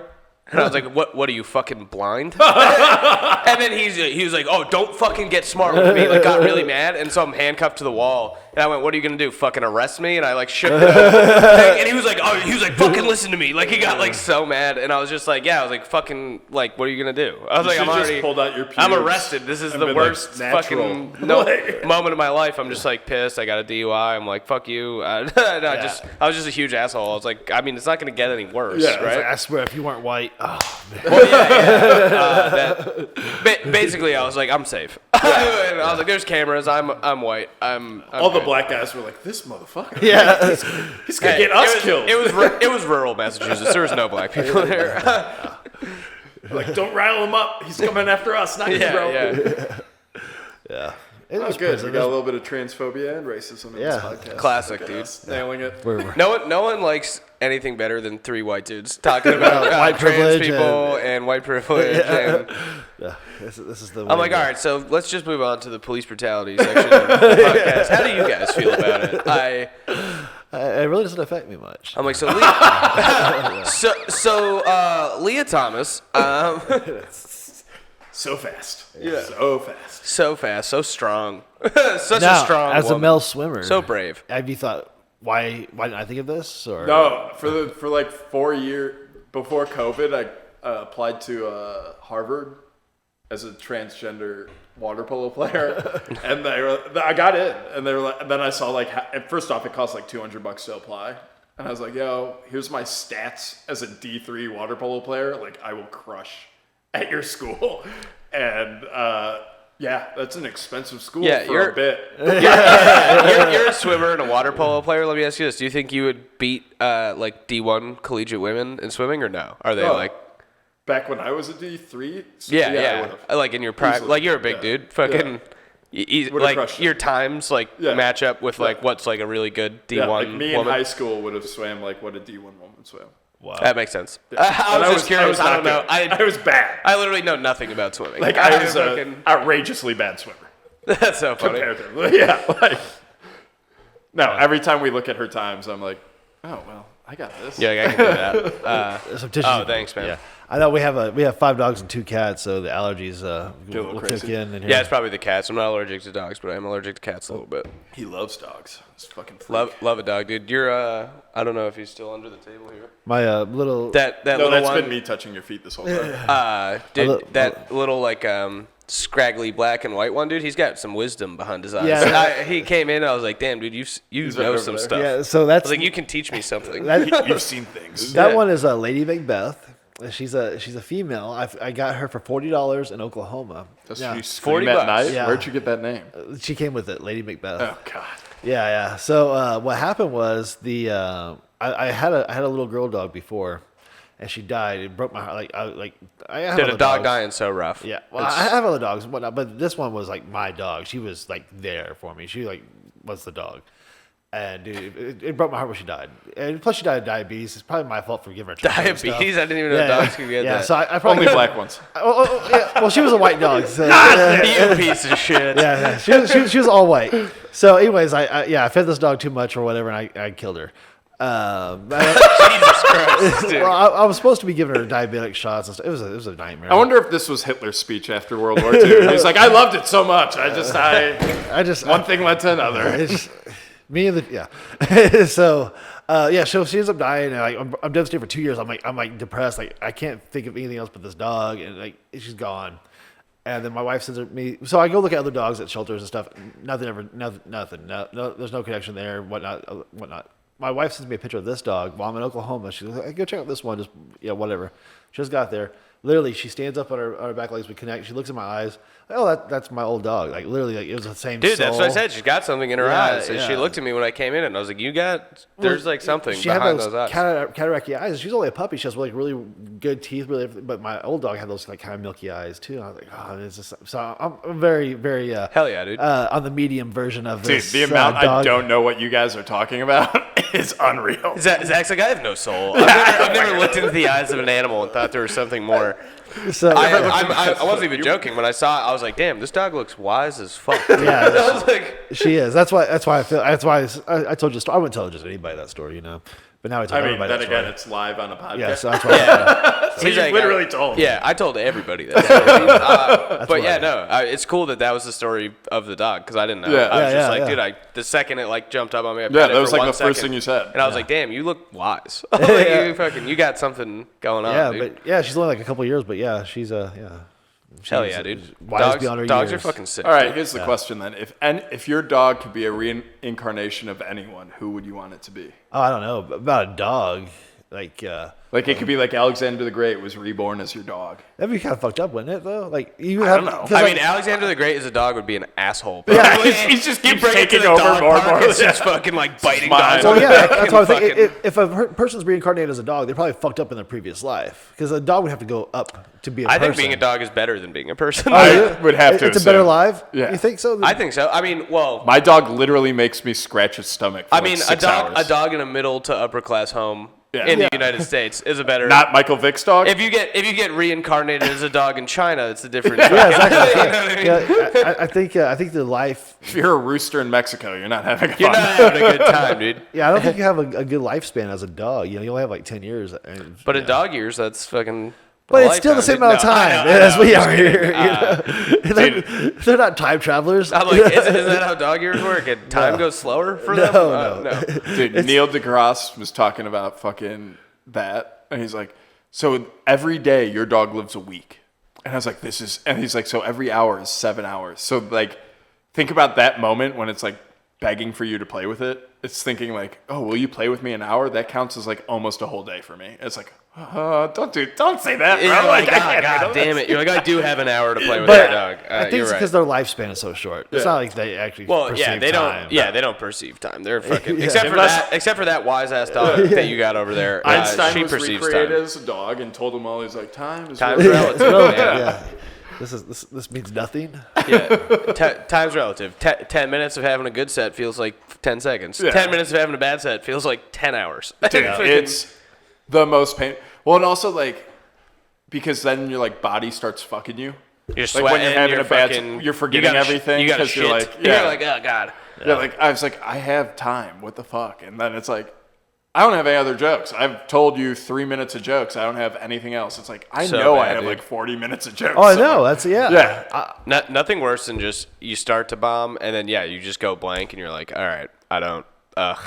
You're like, I Sorry. guess crowd work. I'm sorry you guys paid for this. Yeah. Where are you from? I don't. Yeah. You know what I mean? All of you are from Austin. Great. Perfect. Have you ever met a wise What do you dog? do? What do you do for work? you go. You work in tech. Okay. Fuck another one. Yeah. No, the having a set is good to pre-plan your stuff. I think I've been writing it down, a lot of times. Yeah. And it kind of looks amateurish to have that set list on your fucking hand or whatever. Yeah, so I'm trying to not to do that. And I keep on going back to classics because I don't remember the fucking set I'm trying to do, But yeah, I'm trying to balance that. I see like nothing wrong with going up with a set list. I specifically remember after COVID, there was like no clubs open still. It was still 2020. Put your head in his camera. Yeah. For that. I try not to chew in the mic. But in 2020, man, I saw like at the tail end of 2020, October-ish, a bunch of big comics came through Worcester, Massachusetts to do a show in a tent. Like, wow. You know what I mean? It was Joe List, Mark Norman, Sam Morril, Stavros Halkas, Taylor Tomlinson, fucking just so many comics. You know what I mean? And half of them, they're doing 45 minutes, an hour. And they just had fucking pages of notes on stage really? with them. Because they hadn't done stand-up in a while either. Right, Yeah. And, they just had Makes notes sense. with them. And I was like, I kind of felt like what you were saying. Like, I don't want to look like an amateur. Yeah. But they're open mics. You're doing new shit. fucking bring your notes on stage. Nobody gives a shit. But Mark Normand also just had a super funny line when he was looking at his notes. He was like, oh, I'm not cheating. These are just a bunch of swastikas I drew. That's so funny. So he felt like an amateur then. But I think the only out of all those names I just said, like 5 names or whatever, I think only Sam Morril didn't have notes with him. But like even like Taylor Tomlinson, who's like 2 Netflix specials, such a pro, was like flipping through notes. Wow. Also, well, it's also crazy that they weren't organized either. Yeah. Like, so even on that level, it's not like, okay, I have 2 pieces of paper and this is all I want to say. It's like, okay, I wrote this like last week. Yeah. Oh, here it is. Yeah. Oh, I wrote this last month. All right. Yeah. Also super funny. I have a huge crush on Taylor Tomlinson. I think she's super hot. And we're like, So Taylor, if you're watching. Taylor, remember Worcester, Massachusetts, when you asked me where you could buy gloves? Because that's the story I'm about to tell. But so actually, it's funny that it came like full circle to Austin. But you guys both know Jesse Burlingame, right? Yeah. Oh, yeah. So he was working the door at this tent, but he had to go up and do a set. So he asked me, could I just watch the door for him? You know, people come up, make sure they have tickets and whatever. So I was like, yeah, I'll do it. And while I was like working the door, Taylor Tomlinson came in, says hi to me. I'm like, oh my god, fucking whatever. And then after her set, she was doing 2 shows, and it was October, and Massachusetts is fucking freezing, and she's from like San Diego or whatever, Yeah. so she's fucking really cold. And she just came up to me and was like, is there anywhere I can like buy gloves around here? And dude, my mind's never been so blank in my entire life. I lived in that city for years, and I was like, I don't know. It's Massachusetts. Maybe over there. You're just like, yes, I have a condom. Let's go. I was like, can you just look into my eyes one time, please? She's so funny and so attractive. But Well, it is funny, too. I think of those stories where, like, they're like, oh, we did comedy in the middle of a circle, or like COVID stories in a tent. Or I was like, is it that I don't love it enough, or is it like they know they're gonna get paid again for it in like a year? Yeah. And I was like, no, dude, I think it's just they just have to do it. You know what I yeah. mean? They've been doing it for 20 years, 15 years, or whatever. Like to not do it It's to nuts. them is like, you know what I mean? It's, not going to the gym or something. Like yeah, that. it's like something that it's just what they do. I mean, it's literally their job, but they like it. You know what I Right. mean? But do for you- me, not going to work is cool. For them, not going to work is like I need to go to work. Right. Would you do a street mic though? Do you do the street mics? I don't do the street mics here, but when like COVID ended, dude, I was like, oh, where's this mic? Oh, Is it's there in a anything I fucking can do just right now? covered in Yeah. heroin needles. Yeah, I'll do it. I didn't. What I was didn't like give a in shit. Florida? I was doing mics in like parks in Cambridge. Yeah. People like walking their dogs and fucking whatever else. Like I was just like, I don't care. I'll just do it. Wow. I was doing parking lots, like fucking wherever. Made that stupid hack joke one time outside, and I was like, I literally just heard a cricket. You know what I mean? So There are people hacky, like but- putting back their carts into the. You're like, hey, why? What'd you buy? Yeah. What's in the cart? Hey, start doing cart work. I did a couple Zoom open mics. I've never wanted to kill myself more. Oh yeah, I can imagine that. I did like a show, an open mic show, and there was like 70 people on the Zoom call or whatever. But I was sitting in my kitchen alone. Oh wow, yeah. Like, but there's 70 am people I right? watching. You know what I mean? Am I right? And then Do you it just, agree? but just what felt like the stupidest thing I've ever done. I was like, I'll never do that again. Yeah, those are tough. I like after that, I was like, I'm just gonna drink this entire bottle of Jameson and forget that ever I had to happened. do Zoom auditions too. Ugh. And you're sitting there and they're glitching and giving you the lines, and you're like, do I wait? Do they go again? Well, What the do I- delay and shit too is Yeah. what really fucked you up. Because even if your joke did work, which was like few and far between, because Right. it's like over Zoom, it just doesn't translate. You'd like do the punchline, and you'd be like, "Oh God, that bombed." And then you start telling your next joke, but then like people would People laugh laugh. and like the little Oh, square. You know what I shit. mean? It's like this weird delay. It sucked, dude. It was the worst. Yeah, I did. I think 2, and I was like, yep, never again. Yeah, I think I That's a- did maybe 5, Yeah. and I was like, wow. I was like, instead I'll drive 2.5 hours to Port Charlotte to do a mic at a fucking retirement home. And I was like, that'll make me happier. Dude, I told you I one time did. This is fucked. I did stand up not at a funeral, but basically at a funeral. So this guy, he was an open micer, only went to one mic in like Webster, Massachusetts, which is like a super small town. He just like lived down the street from it or whatever. And then another comic who was like kind of friends with him, I think. And I had met this dude maybe 10 times. And this other comic was like, "Oh, you know him, right?" I was like, "Yeah, I know him." He's like, told me he died, killed himself. And I was like, "Oh." He's like, "And we're gonna do like a kind of like a benefit show type thing for him. Do you want to do a set?" I was like, "Yeah," because I didn't know how to say no. I'm just like, I don't know how to tell people no. So I was like, yeah, I'll do it. And also it's stage time, so don't act like stage time, baby. But so then we fucking show up, man, and it was, I didn't realize, I thought it was going to be like a show kind of or something. We showed up and it was basically just his family had like rented out like a hall, and they were like selling off his belongings as shit. like a fundraiser for like suicide awareness or something. Oh my god! And then I had to do, and dude, who wants his gun? Yeah. And the most depressing thing about it was that they fucking rented, I'd say, a hall that seated, call it 300 people, and like 40 people were there. So it was like super depressing. Shit, and we showed up late. It was me and 2 other comics, and we showed up like, let's say they said get here at 7. This thing starts at 7. We got there at like 7:45. Just like, oh, we'll let people show up. We were the first people that weren't his like immediate family. So there was one table of maybe 12 people and just us. And we were like, what do we do? Like, I didn't realize it was going to be like this. And then we just like, there was a pool table in there. We're like, I guess we'll play pool. So it was just like a couple comics playing pool, and like his family just all crying over there. But it had been months because it was like during COVID. So like, his like wake or funeral or whatever, like there was like people restrictions, and it was like when the restrictions lifted, they did. It's just kind of like a celebration of his life. But basically, I did stand up at a fucking funeral. Wow. The set did not go great. I'll say that. I had to cut all my suicide material. I fucking Well, if that's what most of your stuff's about, and then ragging on your friend, do you think that maybe there's a reason he killed himself? No, dude, it was super weird too. Like his dad, I didn't know how he died or whatever, and then his dad like told us the story in detail and told us about all his previous suicide attempts. So I was Holy like, Jesus shit. Christ, dude, this guy's like, a real failure. Yeah, dude, he climbed up a cell phone tower and jumped off. That's how he fucking killed himself. Oh, that's the one that succeeded. And okay. That's why my texts weren't going through. And he called his dad or his mom or whatever and was like, I'm jumping, I'm doing it. And they were like, fucking, you always say this. You got really good. Like, this is the clearest we've ever heard you. Where you at? Oh my god, your signal is amazing right now. I feel like I'm there with you. Can you hear me now? But yeah. What if that was the last thing he said? Can you hear me now, motherfucker? Can you hear me now?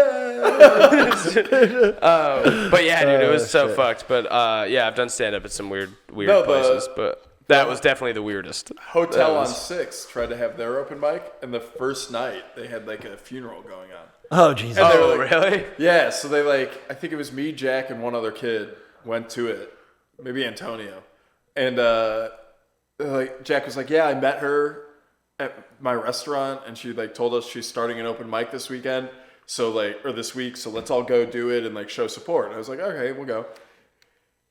And we go, and she's like, yeah, we just got a funeral going on, and it's literally the mic was outside, and right next to it there's a glass encasement with a bar in it, and in that glass room, so they could see us clearly. Oh shit! It's like a funeral, and it wasn't an old guy; it was 28, so it was really sad. Wow.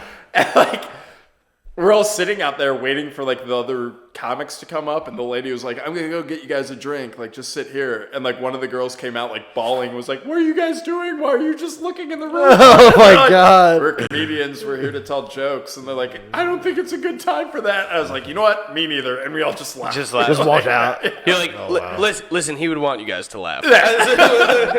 Well, that's what the lady was like, I think laughter is the best medicine for them. And I was like, for all of us, we were telling you right now, it's not. It's not the best medicine. It's not. That's where you go, medicine. well, ma'am, I'm also a medium. Yeah. It's all come together. Just for the price of $49.99. You can 4 easy payments of $49.99. We weren't planning on doing comedy here today either, but he asked me. He came from beyond. Yeah. He asked us to do some jokes. Yeah. I have a candle I can light for him every day for a month. And it'll only cost you $5,000. Oh, man. You guys in there, get it together. It's for him. It's for him. Yeah. But that shit was so... I think that's the thing that people don't get about stand-up is, the bullshit you go through at, our level where it's oh, yeah, I was just at a funeral today being what the fuck? You want me to be funny now? Yeah. When I went to this fucking, funeral celebration, whatever the fuck it was, I was like, what am I doing with my life? I was like, I'm going to kill myself. Right. I'm going to climb up the nearest cell tower. and jump That's off. such a good idea. Well, the guy, like, it was so weird, man. Like, and then his parents, like, I think he had like some weird relationship with his family where like he didn't talk to him. He was like mentally ill, so he was like, you know, they're fucking. It's just like a weird, strained relationship or whatever. And then they were like, "Oh, so you guys are like good friends?" I was like, "No." Twice. I was like, he did have this really funny joke about having two assholes. I think. I was like, yeah, fucking, you know what I mean? I was like, but other than that, I don't really didn't know him that well. We went to the same open mic a couple times, and then someone asked me to do stand up here, so I said yes. Well, it's like that's what's funny about like cancel culture is it's like you're canceling me for this joke. It's like I've done comedy at a funeral home during a funeral. Like if anything, just cancel me for that. That's insane. Just fucking the things I've done. To also, nothing funnier to me than like comics at our level being like cancel culture is bullshit. I'm like, no one's canceling you, dude. You work at Jimmy John's, all right? You know what I mean? It's like they're gonna take their order. They don't care. The only person that's canceling you is when they cancel that order. You know, Uber Eats. Yeah. Like fuck, I needed that tip. Yeah. No.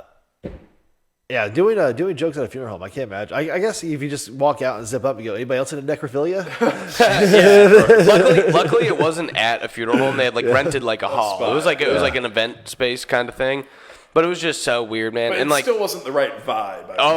The vibes were off, as the kids say. Fucking, it was bad. And like this dude, he had like a huge like just like DVD collection, comic book collections, like all these like kind of like weird, like a single man in his late 30s, that wants to kill himself would have. You know what I mean? Just like a bunch of weird like collections of shit, and they were just auctioning it off for like super cheap. Not even auctioning, just like $2, grab as many books as you want. We're gonna donate it all to like suicide awareness, and I had to like. I felt rude, so I was like perusing his belongings, like pretending I was interested. Which is also so fucking morbid. So crazy, dude.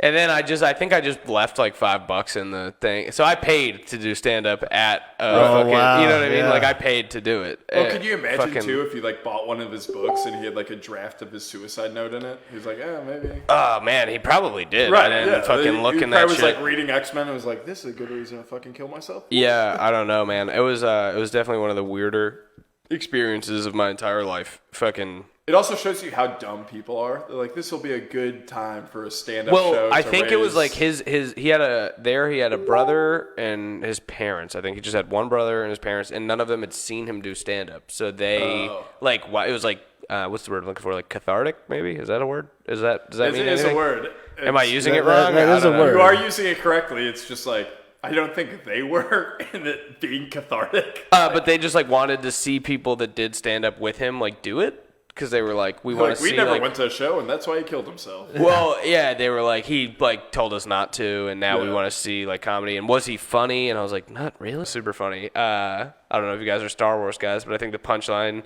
was like he was like talking about like an ass of two, and he was like, what is this? The ass of Tatooine? Because they have like two like sons or two moons or whatever on Tatooine. He was like, what is this? The ass of Tatooine? I thought it was so funny. I was like, that's a great joke, but that's the only joke of his I remember. R.I.P. B-Mac is what he went by. Something crazy. I just watched the new Chris Rock special, and he flubs a line and they keep it in. Yeah, it's awesome. He so cool. redoes the whole thing. He does the bit, right? Well, because it was live, right? It streamed. Oh, live it did to stream Netflix. live. That's right. Okay. Yeah. I also just saw. I don't even think I remember what he was saying, but he did a bit about the Will Smith thing. Yeah.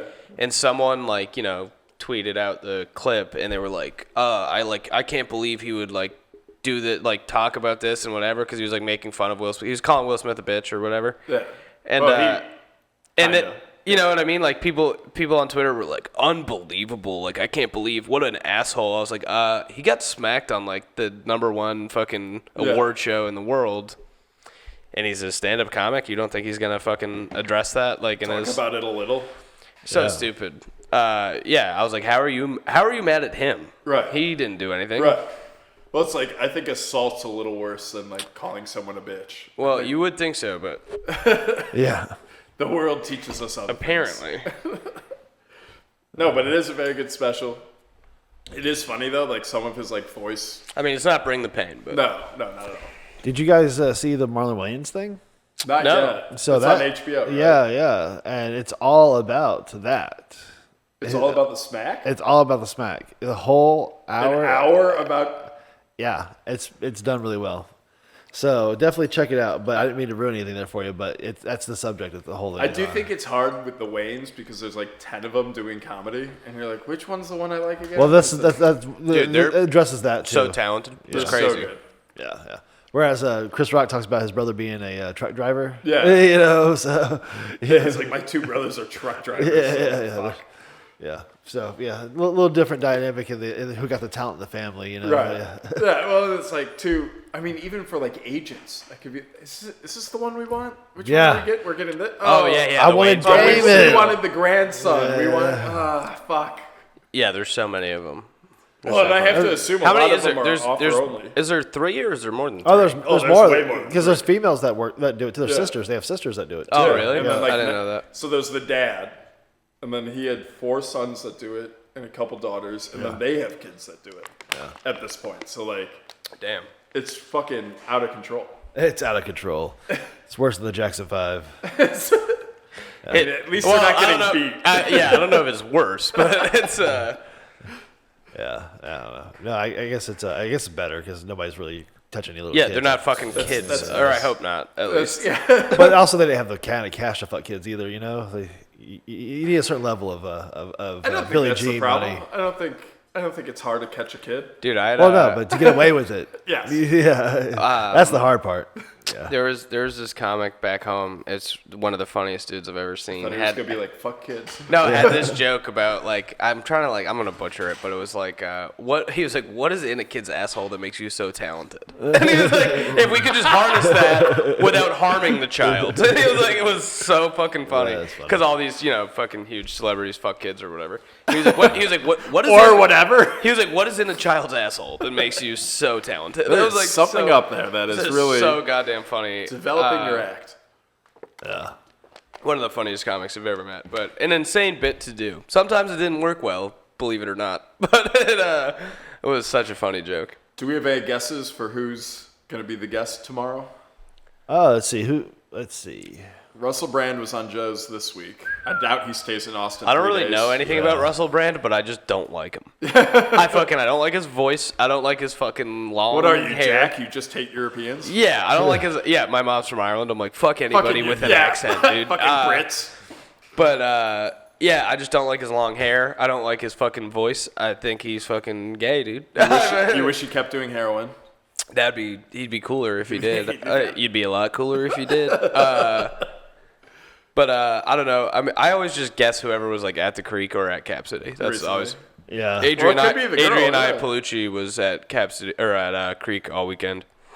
Dude, So she had funny, a dude. wild show the other night.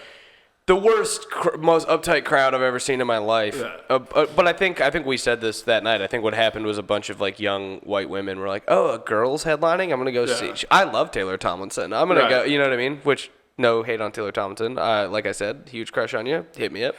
I also have I'm sure that's gloves. gonna work. That'll work, dude. I bought you also, a pair of gloves. Also, Taylor, He did not. He knows where they're at. I might be wrong, but I'm pretty sure we have the same birthday, same year, same day. So, And look how Saves your money on career's going. cake. look, I know there's a microphone in front of me, but look at this mustache. Yeah. Tell me that you don't want to hook up with a guy that fucking looks like as stupid as I do. I don't know, but I'm gonna clip that out. please do. That's the one that. No, I'm clipping it. It's gonna be. That's the. Oh, viral. that's the clip. Yeah. At least, Well, because he could tag Taylor Tomlinson. Be like, we're fucking rich. That's the one that gets us viewers. Yeah. Honestly, I don't even know who she is. oh, she has like 2 Netflix specials and is just hilarious. She is a really good comic. If she doesn't have a good opening is she joke, LA? I'm like, nah. I think she's from San Diego, but yeah, she's an LA comic. But anyways, like those people that went and saw Adrian Iapolucci or whatever, I think they were like, ooh, I love like female comics, and they went, and she's like one of the darkest comics out there. Me and you were in the back fucking pissing ourselves laughing. Yeah, it was so fucking funny. And then like the people in front of us were like, why are they laughing at this? Oh my God. She Well, just did like a 9/11 racist fucking transphobic joke, and we were like in the back like Well, it's also funny, and I brought this up to you, but like, she gets the light, and she, all right, she says she wants the light at 10 minutes till then, but she can walk off right then. I did my time, that's it. And it's like, after the light, she does like 20 minutes maybe. And it's like, that's an amount of time we would kill for. And she's just like, it's just bonus. It's just, I'm going to keep going. Yeah. I'm going to keep doing this. Yeah. Even with a horrible fucking crowd. Dude, just such a bad crowd. It was insane. And She the did craziest. get them at that. Yeah, she was getting them. Like, Yeah. she's such a good comic that they were laughing, but they just, like, weren't expecting her material. Yeah. They were just like, When oh my she God. said that, she was like, are you guys retarded? Well, yeah, 5 minutes in, she was like, it's kind of on you guys at this point. You didn't look up, like, Who my I am? shit. Like, Yeah. I'm all over the internet. Like, just look it up. I wonder if she got a pop for that opening at Madison Square Garden for Louis. Because, like, did people come out being like, oh, she opened, I saw Louis? her. But then I was like, Well, I she don't didn't think really so. advertise it. Yeah, but then I was like, I don't think so, because if they did see her open for Louis, they would have known, like, what her material was going to be Right. like. That fucking joke she did where she's, like, talking about, like, poor people versus rich people, like, fucking kids. Where she's Yeah. like, poor person's, like, you know, in a UPS uniform, like, man, I can't believe I fucked that kid. And then, like, rich people are on a yacht, like, I can't believe we're fucking these kids. And, like, it's, like, so funny, dude. But, yeah, she was, like, doing shit like that, and the crowd was just like, what the fuck? So this show encourages kid fucking. Don't let anyone tell you otherwise. Yeah, there we go. Yeah. I'm not encouraging it, but I'm not discouraging breaks down it. barriers. I'm not discouraging it. It's just if you want to be talented, you know. There's something in there, man. There's But if your left hand sees how much fun your right hand is having, it won't want to be left out. what the fuck was that? That's a little Bill Cosby advice for you. Classic Cosby. My Oh, favorite. that's what I was saying. 69, dude! Bill Cosby, my favorite comic, not for his material, just kind of like him as a guy. I think he's just a cool good dude. guy. He's just a cool guy. Yeah. Why did you get a soundboard? Was that that little like woo woo? Was that from Mortal Kombat? Yeah, Toasty. What is wrong with you? that is from Mortal Kombat, right? Yeah. I'm with lunatics. Well, You didn't play Mortal Kombat as a kid? Mortal No, I Kombat didn't. Trilogy, one of the best video I games. played of all Mortal time. Kombat violent, and my today. parents said it's not for me. Is that serious? Yeah. Oh, man. Damn, your parents. Great kid! Don't get cocky! My dad was watching me play GTA, like kill the fucking cop, like, fucking slit his throat, sneak up behind him, fucking cut his neck. Now, I have to kill all of you. Oh shit! I didn't like Play that drop. someone. That's Bill Murray Oh. and Scrooged. Oh, we lost the We light. lost a light. Oh, and you It's kicking fine, my it's lights my out? I did just like shift my chair around. I might have done something. You Irish bastard. It's Yeah. fine. I'll just look older. There it is. There we go. We did. There we go. Zach, you got more beers under there? Yeah. Sweet. I got all the beers. All You of want the one? beers? I'll take all the beers. Thank you, sir. Dude, nothing better than a PBR. I'm white trash and I'm in trouble, dude. It's an OP PBR.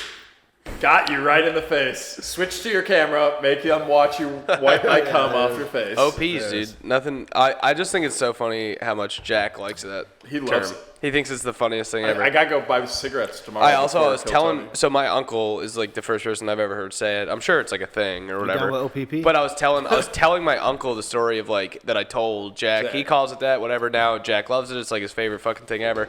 But I think my uncle was like embarrassed because I didn't think it through. Because at the time when he was doing it, he was like kind of being a piece of shit, just smoking other people's cigarettes. And I was like, I heard you say this, and I thought it was so funny. And he was like, I don't remember saying that. I never. I was like, you I've definitely, never. because he always has his own cigarettes now, but at the time he was just, being a piece of shit, fucking like smoking my dad's or whatever. And now you're gonna send this clip to him, and he's gonna be like, "God damn it! I never. I told you." Hey, Uncle Steve. Hi, Auntie Mary. How are you guys? I love you guys. Do you guys have a cigarette I could buy? Auntie You guys Mary. you guys are so cool. And I'm being serious. Somebody's Yeah, I have got to go somebody's to- got a summer house. I bought a. No, they don't, but they're just the shit. I they're bought a just so cool, silver cigarette holder. Oh, you got one? Yeah, because there's so many comics that are always like, "Who has a cigarette?" I was Yeah. like, "Fuck it, I'll be the guy." Well, That's why I keep my joints in. When I was in Yeah. LA, I used to. I was the guy with the joints Yeah. at all the LA parties. So that was my in with a lot of celebrities. Was I had joints, and I would always had them in the cigarette case. Which And is also retarded that like a celebrity didn't have. well, they don't want to. They don't want to. Yeah. They don't want to be caught with Well, it. you can't be caught Yeah, with yeah. it, yeah. So they always want to smoke other people. And also- Which do I have a story about that? I can't. tell this. what was I gonna say? It must be weird. I mean, in LA, you can just go to like a dispensary and buy weed now, but as like a celebrity, like hitting up a drug dealer, being like, "Can I come buy weed off you?" Must be You probably just have like You have an a guy. errand boy that Yeah, does it. yeah. You know somebody usually, but when you don't, or you're just that guy's not around. It's always Yeah, nice to have. I Somebody remember that is. like back when Vice was cool and not what it is now. Yeah. There Oh, was, it's so like- fake now. It's so set up now. It's all bullshit, right? Yeah, yeah. It used to be sick though. I it used to thought be Vice real was stories. So cool. Yeah, they wrote 5 And- pages on how Woody Harrelson sucks because of SNL. But it's fake though. They're putting fake stories out now. It's like it's a They're the staged Babylon story Bee. now. It's like Fake news. Fake news. Well, I mean, they used to have like these cool documentaries, Yeah, right? yeah. Now this guy's like, this is how I steal $3 billion from like the Russian mob. I show them $300 and I wash it in front of them, and then they leave for lunch, and I take all their money and I run away. Bullshit, you do. Yeah. There's Yeah. no way But, that's a Vice story. Yeah, when Vice was like cool and real, there was like, a guy that was like a drug dealer in LA. Yeah. Like fucking like a top coke dealer or whatever. And he was like just all the celebrities he But sold drugs at to his and house- shit. And I was like, fuck yeah, that's cool as He shit. had that big house in the hills. I don't right? really- With I the don't pool. remember, like, all of it, I but- remember. I was like, Can that you guy's so imagine? cool. Not the same thing, though, yeah, yeah. yeah, I remember that guy. Could you imagine Is that to a buy- volcano vape on It the is, table? Hell yeah. yeah, dude. By my weed. One of my friends told me that's the best way to smoke DMT out of one Oh, of those. really? You fill the whole fucking bag with DMT, and then he was like, and then you just and you fucking go into Oh, a different nice. dimension. I've had a gram of DMT for Oh, let's do 2 it. or 3 years now, and I still haven't done it. I saw an opportunity Bring it to buy over. it, and I was like, I'll buy it and fucking whatever. And then I just never. Every time I do sober October, I tell myself I'm gonna. Let's do it. I'm like, I'll just at the end of this, I'll be sober for a month. Then I'll do DMT. Then I'll meet God. Yeah. Then my stand up will you be know what good. you're gonna say then? You know what I mean? What And am I I said saying? him. When Sorry, ladies. Hey, them. And when I meet them, I'm gonna be like, hey man, sorry for not believing in you. My bad, dude. I fucking. So you hear about like Rogan's DMT trips, right? Where he goes like meets like the jokers and stuff, the jesters or whatever. Yeah. It fucking. I don't know, man. Everyone I know that's done it has said it's like very enlightening, and I want to do it. I just haven't. Also, I've done like couple of. I've done shrooms, acid, and salvia, salvia is like Salvia's a the fucking worst. It's awful, but it is like crazy. Yeah. Oh. It definitely changes you as a person for like Yeah, a few months. I remember I did it, dude, when I was like 16 or something. Yeah. I was like so young, and it like fucked me up. I was like, Yeah. for like an hour and a half after, I was like sitting on the couch, just like, dude, I don't know like what the fuck anything is. I was like, Wow. I don't know. It like really fucked Dude, me I up. was like, I was yeah. like not I was okay. crying for like 2 hours. Yeah, I was like not okay after. I was like, I don't know what the fuck is going on. And it was like on video of me just like I was like rolling around in my friend's lawn looking like I was having such a good time, and then afterwards I was like, dude, I don't know. It sucked. I didn't like it. I was just like, what is anything? You know what I mean? I was like, fucking everything's fake. Like nothing's real. Like fucking I thought the whole like when I was on it, it felt like everything like was on the page of a book. Oh wow. And every time I rolled over, I was rolling in the grass because every time I rolled over, I was like turning the page and everything was different on every page.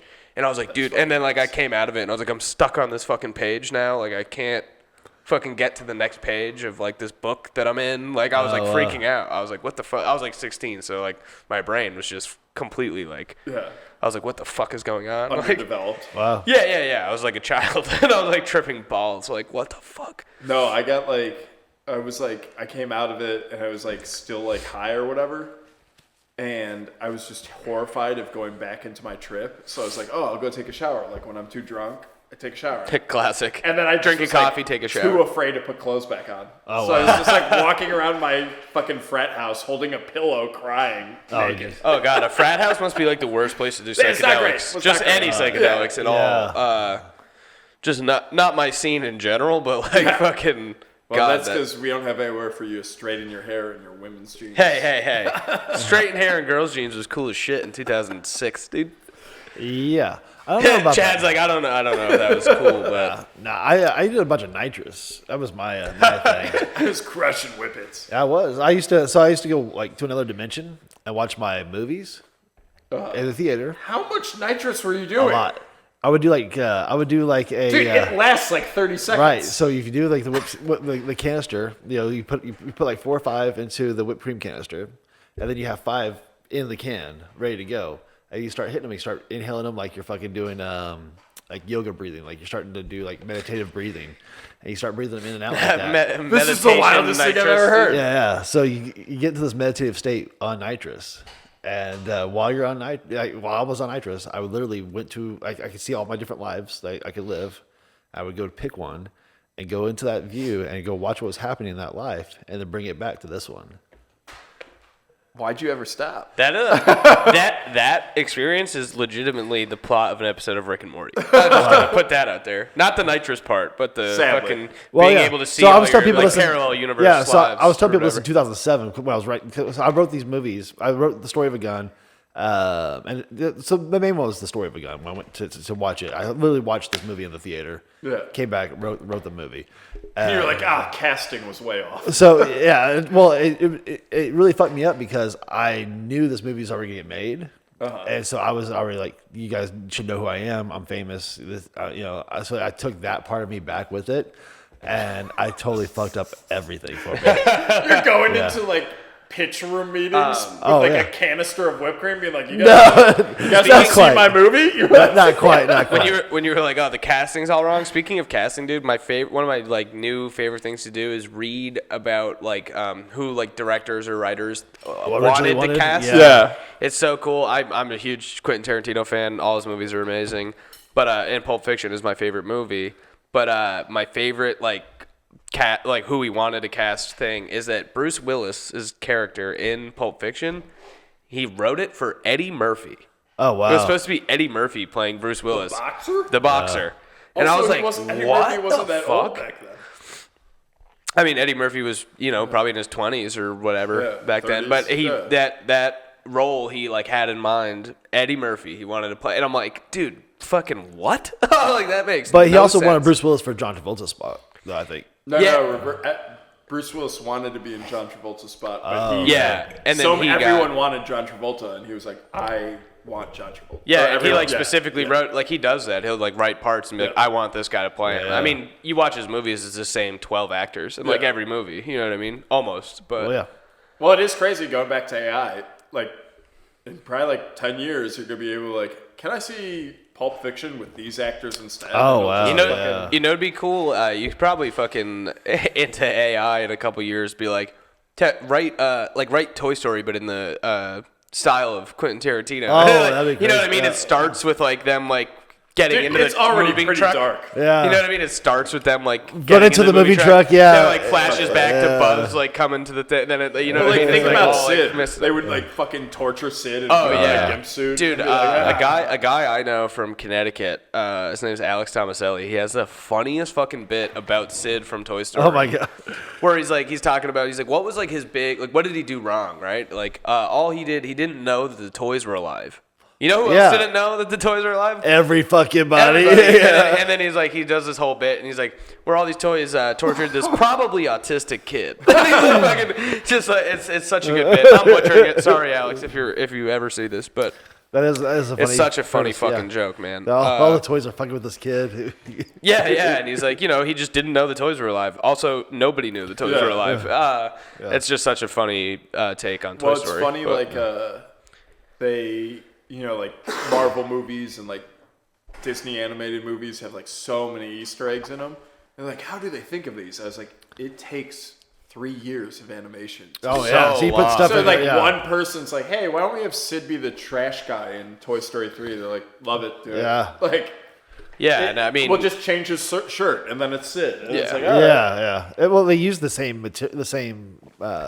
properties. Yeah. They'll use the same Right. truck from another movie. Yeah. It's just like movie art departments or for any other movie studio. That's one of my favorite things about Pixar is they like show what the next movie's going to be in their previous one. Yeah. So like people, when they watch a Pixar movie, they're like, okay, this might be, this is out of place. Could this be their next movies? Could be about whatever airplanes or some shit. did either of you guys see Lightyear? I didn't. People were upset. Was it good or no? No, it was horrible. I love Pixar movies, so I like want to see it, but I just rough. didn't. Well, it's like People were like upset because was it like No a Tim Allen. lesbian kissing scene or it something? doesn't. I think. But the movie itself just wasn't good. It's also not good. Damn it, that sucks. Yeah. I want to see it still. I but- mean, it's also like maybe because I'm old and I saw the like Buzz Lightyear cartoon and that was really good. I don't remember the Buzz Lightyear cartoon. I didn't have cable growing up, so. well, What? You it's had like you had before snowboards and no cable? What the fuck is that? Why don't you sell more weed and get fucking cable? Well, for I had that? cable by the time I started selling weed. I probably got cable when I was like 12 though. So like at that point, I already I just like I was an outside kid. Well, I was like, Are you 42 also? Like, what? How old are you now, man? Are you, 29. Yeah, there's no way that should be a sentence that came out of your In face. high school, my parents went out of town, and like the cable stopped working, so I called the cable company, and like they came back like as my parents got back, and my dad's like, "The fuck are they doing out front?" I was like, "Cable went down. I just trying to fix the TV, like trying to be a good son, so you don't have to deal with it." And he like ran out. He's like, "Get out of here. We don't want you. Go." I was like, "What the fuck?" He's like, "I'm stealing cable from our neighbors." I was like, "Jesus Christ!" Oh, Jesus That's Christ. so funny. You almost busted him. He came home all in a panic. It's like, "We've been stealing cable for like 15 Why are they here? Why are they here? Yeah, I got cable. I was actually 11 because it was the 2004 World Series. My dad, the Red Sox were in the World had to have Series, and cable my for dad it. paid for cable so we could For watch. it, I think he yeah. paid for it in the ALCS. And then, It's like, "There's a chance." yeah, he was like, we're playing the Yankees in the ALCS. I'm watching it at Yeah. home. So this is And the they same guy that registers to vote for Obama, right? Yeah. Yeah. It's like, "That's my chance." Yeah, this is- Yeah, now's my chance. I can never be called racist again. Well, I used to have a joke about that where my dad would like say like kind of racist stuff, and you call him out and be like, "I'm not racist. I voted for Obama." He's like fucking twice. He used to go twice. yeah. Fucking, You know how many Won't people? believe it, but the second time too. yeah. It's amazing how people actually registered to vote that year. Just Yeah, for insane. That. You know what's crazy? My grandma, who's from Ireland, she's dead now, but in like the 60s or whatever, the 70s, they owned a triple decker in like Worcester, Massachusetts, and they wouldn't even rent to black people like that. You know what I mean? Yeah. And then in that same lifetime, she voted for Obama, and I'm like, damn, it's crazy how fucking- shit changes. yeah. You know, power of I advertising. don't want you living in my house, but you can live in the White House. Yeah. Oh, well, it's fucking nuts, and like how fucking racist shit was in like the 60s too. They like she told a black family that they wouldn't rent to them because they were black, and then they like brought was them. just like, then okay. then they brought them to court over it because that was illegal. You know, it was like the late Oh, so- 60s, yeah. early 70s. But she was from Ireland. She had this crazy accent. And when they went into court, my grandpa, because like you weren't supposed to tell people that. Yeah, You know what I obviously, mean? yeah. And my grandpa was Sure. like, We're no, not they. supposed to be overtly racist. He was like, they misunderstood her accent. She didn't say that. She said this and like that. And he was white. And they were like, Yeah. okay. Oh, They wow. fucking just got off like that. And I'm like, damn, that's fucking crazy. Dude. Your family has a good history with the law. I think. Yeah, you guys seem to get off on a lot of fucked up shit you're doing. Yeah. Just on this podcast, I know there's more. Besides all the DUIs, we were pretty good. Yeah, I mean, if you can't drive home, they can't let you go at that point. It's Well, like Pennsylvania's like the capital of Amish people. They have the most people. I was like, I don't think you have the most Amish. I just think you guys have gotten so many DUIs. That's the only way. that's the only way to get around. Horse and buggy, dude. It's like Uber for It's like you Amish. guys are such pieces of shit that you can't drive anything. My dad had this friend who's dead now. But he You have a lot of dead friends, the family. You know? Yeah. Well, they start fucking- drinking at 4. Yeah, all alcoholic pieces of shit. But this dude, he had like an insane alcoholic dad, and his dad had a DUI, and he like lived on a farm, and he would ride his tractor like around town because he wow. had a DUI, but like you don't need a license to drive a tractor. right, yeah. So he would just like drive that around town. I thought that was like so funny, just like a drunk asshole fucking riding a tractor around like shit face. Could you just imagine like parking at a bar and being like going to "There's the a liquor tractor store, like here?" fucking. Yeah. Have you seen those horses at places? Like people tie their horses up. Yeah, that's fucking annoying. Like, I was working the other day and 2 guys just randomly were on horseback walking down the street. I was like, yeah, but what if I about? was in the car behind you, I would be not. Well, what about So 7-Eleven and like I'm trying to open my door and your horse gets closer to my door? Yeah. That's kind of bullshit. Cause like there's a spot, you know, like, Yeah. you're just. I hit your horse on my door. You fucking move it. That's all. I keep your horse. Yeah, I dinged your horse. That was me. Yeah. yeah. If gas prices go up again, I'll buy a horse. Dude. Ride it around Worst town. case scenario, sell for The glue. oat prices go up. Yeah. All of a sudden, all the stand-up comics are outside bars. On horses, just Yeah. Just a bunch of equestrians. Yeah. Do horses. we have to buy the pants? Horses will take you home drunk though. That's the Hey, they're not drunk. Yeah, You're like fucking. Officer, I'm not driving. but they know where to go. Carrots is in charge. Yeah. But, yeah. Fucking. Dude, horses are also terrifying. Like if you saw a horse like in the wild, I'd be so afraid. If it's just like behind you, Yeah. just They're scary fucking animals, dude. I had a one-eyed horse growing up. a one-eyed horse. A one-eyed horse, dude. It was terrifying. Like big beast on one side with just a fucking empty eye socket, and you couldn't like put anything over it because it would get like all gross, so it needed to be like dry and out in the air. Thing was fucking terrifying. So you're just dude. looking at his skull all the time? Civil War horse. It was, yeah, dude. Do you know that movie War Horse? It was made about my horse. No, but it was a terrifying animal. And my sister like loved it, and I was like, "This is a monster. What the fuck are you talking about?" This is what you It's like I love? had nightmares about this thing. That's funny. So you grew up with animals, though? Yeah. Fucking. At one point, we in a 2-bedroom house, 7 people, 4 cats, 2 dogs. Fucking just like. Oh, so you're out similar of to our control. house, huh? Out of control, dude. Yeah, we have 5 dogs, 2 cats, and 2 kids in here. And then, Yeah, that's a lot. But yeah, there's 5 kids in my family, so we were in like a tiny little. I have 3 older sisters and a younger brother, and I didn't have my own room until I moved out. Like I've never had my own room or anything. It was fucking So a how fun did way you to- beat off is the question. in the bathroom. Lock the door in the bathroom, dude. You were like a guy who's been married 20 years. Yeah, when I was, beating like, off in the 12. shower, Yeah, like, when why don't you do her job? Jesus. Man, Everyone's like, oh, have you seen this new internet porn? He's like, you guys have internet in your bathroom?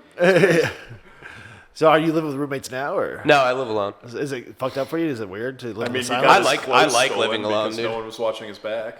Yeah, I did get beat up for my laundry. Fucking, Yeah. If I had a roommate there, that probably wouldn't have happened.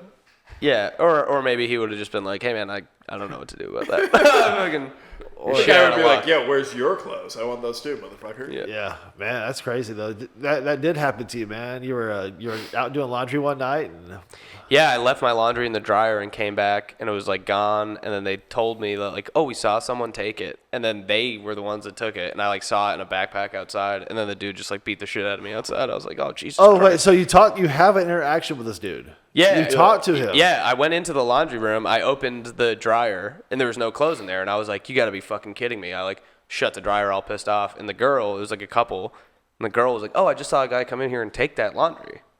And I was like, "Oh, no fucking way!" And then I walked out of the laundry room, and outside there's a backpack with like my clothes sticking out of it. So I dumped them all into my basket, and I was like taking it back. I figured, I thought she was telling me the truth. I was like, some crackhead probably. Oh, so it's probably somebody else's stuff. Stashed it Yeah, out yeah. here or whatever. I was like, I'll rewash it tomorrow. And then as I was like getting back to my car, the guy that was with her was like right behind me. He was like, what the fuck are you doing? That's my girl's shit. I was like, no, it's not. This is my shit. What the fuck are you talking? He was like, she just told you some other guy like came and took it. I was like, yeah. And then he left it in the backpack outside. He's like, that's my girl's backpack. That's her shit. I was like, just my shit, dude. I was like, why does your girl have men's boxers and a fucking Red Sox jersey? You know what I mean? I was like, this is my shit. She has does great taste now. in sports. And then he just started swinging on me and fucking beat the shit out of me, threw me onto the ground. I was like, Jesus Christ.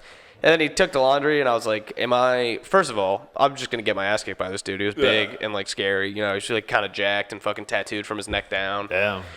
And I was just like, God, I was like, am I going to get fucking stabbed over laundry, or am I just going to take the loss and like get out of here before I get like my fucking head stomped on or something? Because when he threw me onto the ground, the first thing I thought, I was like, I'm about to get like kicked in the face. I just like covered up like crazy. I was like, fuck. Yeah, just defense. Yeah, and I was like, I'm getting my ass kicked here, dude. I like swung on him once and missed, and he just fucking, you know what I mean? It was not a great situation. It was funny now, or it's funny now. It wasn't funny at the time. But I can't imagine. If But he you still took started the. laughing, it might have stopped him. And just, maybe, yeah, he probably would have been like, this fuck? guy's fucking insane. Oh my God. It is your clothes. I'm Yeah, sorry. I was Jesus Christ. But he still took the clothes though. Yeah. Yeah, he took the clothes. Wow, that's a crazy. And it would be one thing if I wore like Versace or something. You know what I mean? I'd be like, oh, these clothes are worth a lot of money. But it was All the boxers and a clothes- Red Sox jersey. Yeah, like all the clothes in there combined were maybe worth $200 when I So- bought them new. Well, it's also crazy because like you haven't walked around yet and seen someone in it. Like, No, I haven't. If it was like an obscure Red and Sox I would player, know. I too, would know. Yeah, it was a.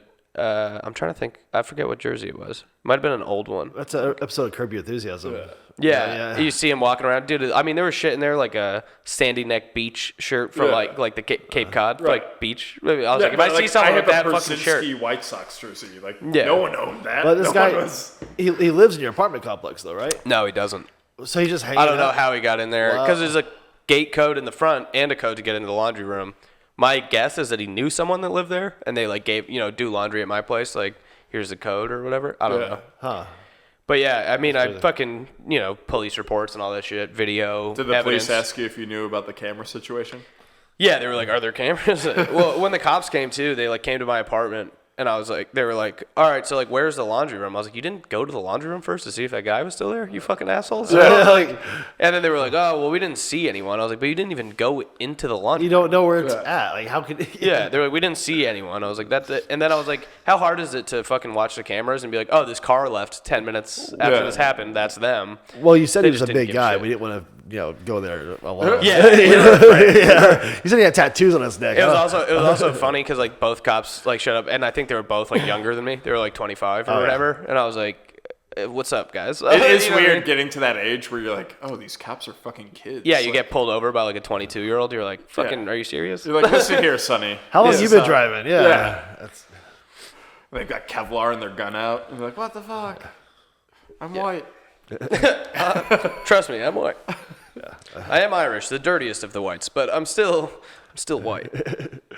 wow. God bless. So we can end it there. We're Owen's still white. If you want. Still white. Still, it counts. Yeah. Well, cool, guys. I appreciate you coming out and doing this ATX comedy review. It's been a fun little time. But Zach, you come back next week and keep on helping me Who else host do this. we have? Next week we do have somebody. I don't want to spoil it. Okay. And Because they're going to be on time. they're not gonna depend on You're gonna be your less call hungover. for a wake up. Yeah, I do know who. I know we have somebody, but I just can't remember who it is. Let's see here. I do. Too much of the volcano. Yeah, we do have Timmy Gusto at the end of the month. Nice. So,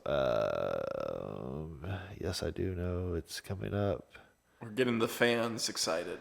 Yeah. We'll rile them up, dude. Yeah. Oh, it's gonna be Mason Tim Smith. Dillon? Oh, Mason Smith? Mason Fuck Smith, yeah. Oh, hell yeah. Mason's the man. Yeah, he's fun. He has his own podcast too, the High Noon one. Yeah. So that'd be cool. So yeah, All right, guys. yeah, thanks for having me, guys. Yeah, This was fun. Yeah. Thanks for coming out. I appreciate you doing it and having some smokies and Hell yeah. chilling out with us. And next time we'll have some more smoky. I just ran out of weed this week. And, No, it's all good. I'm just dying over here. Fucking hungover. I don't need weed. yeah, that's good. Well, the beers help. Yeah. Thank you, Zach, for that. I appreciate you. I'm good for something. Yeah. Definitely good for getting us going, man. Thank you guys for having this podcast. Whoop. Let's All end right. it. Cool. Boom.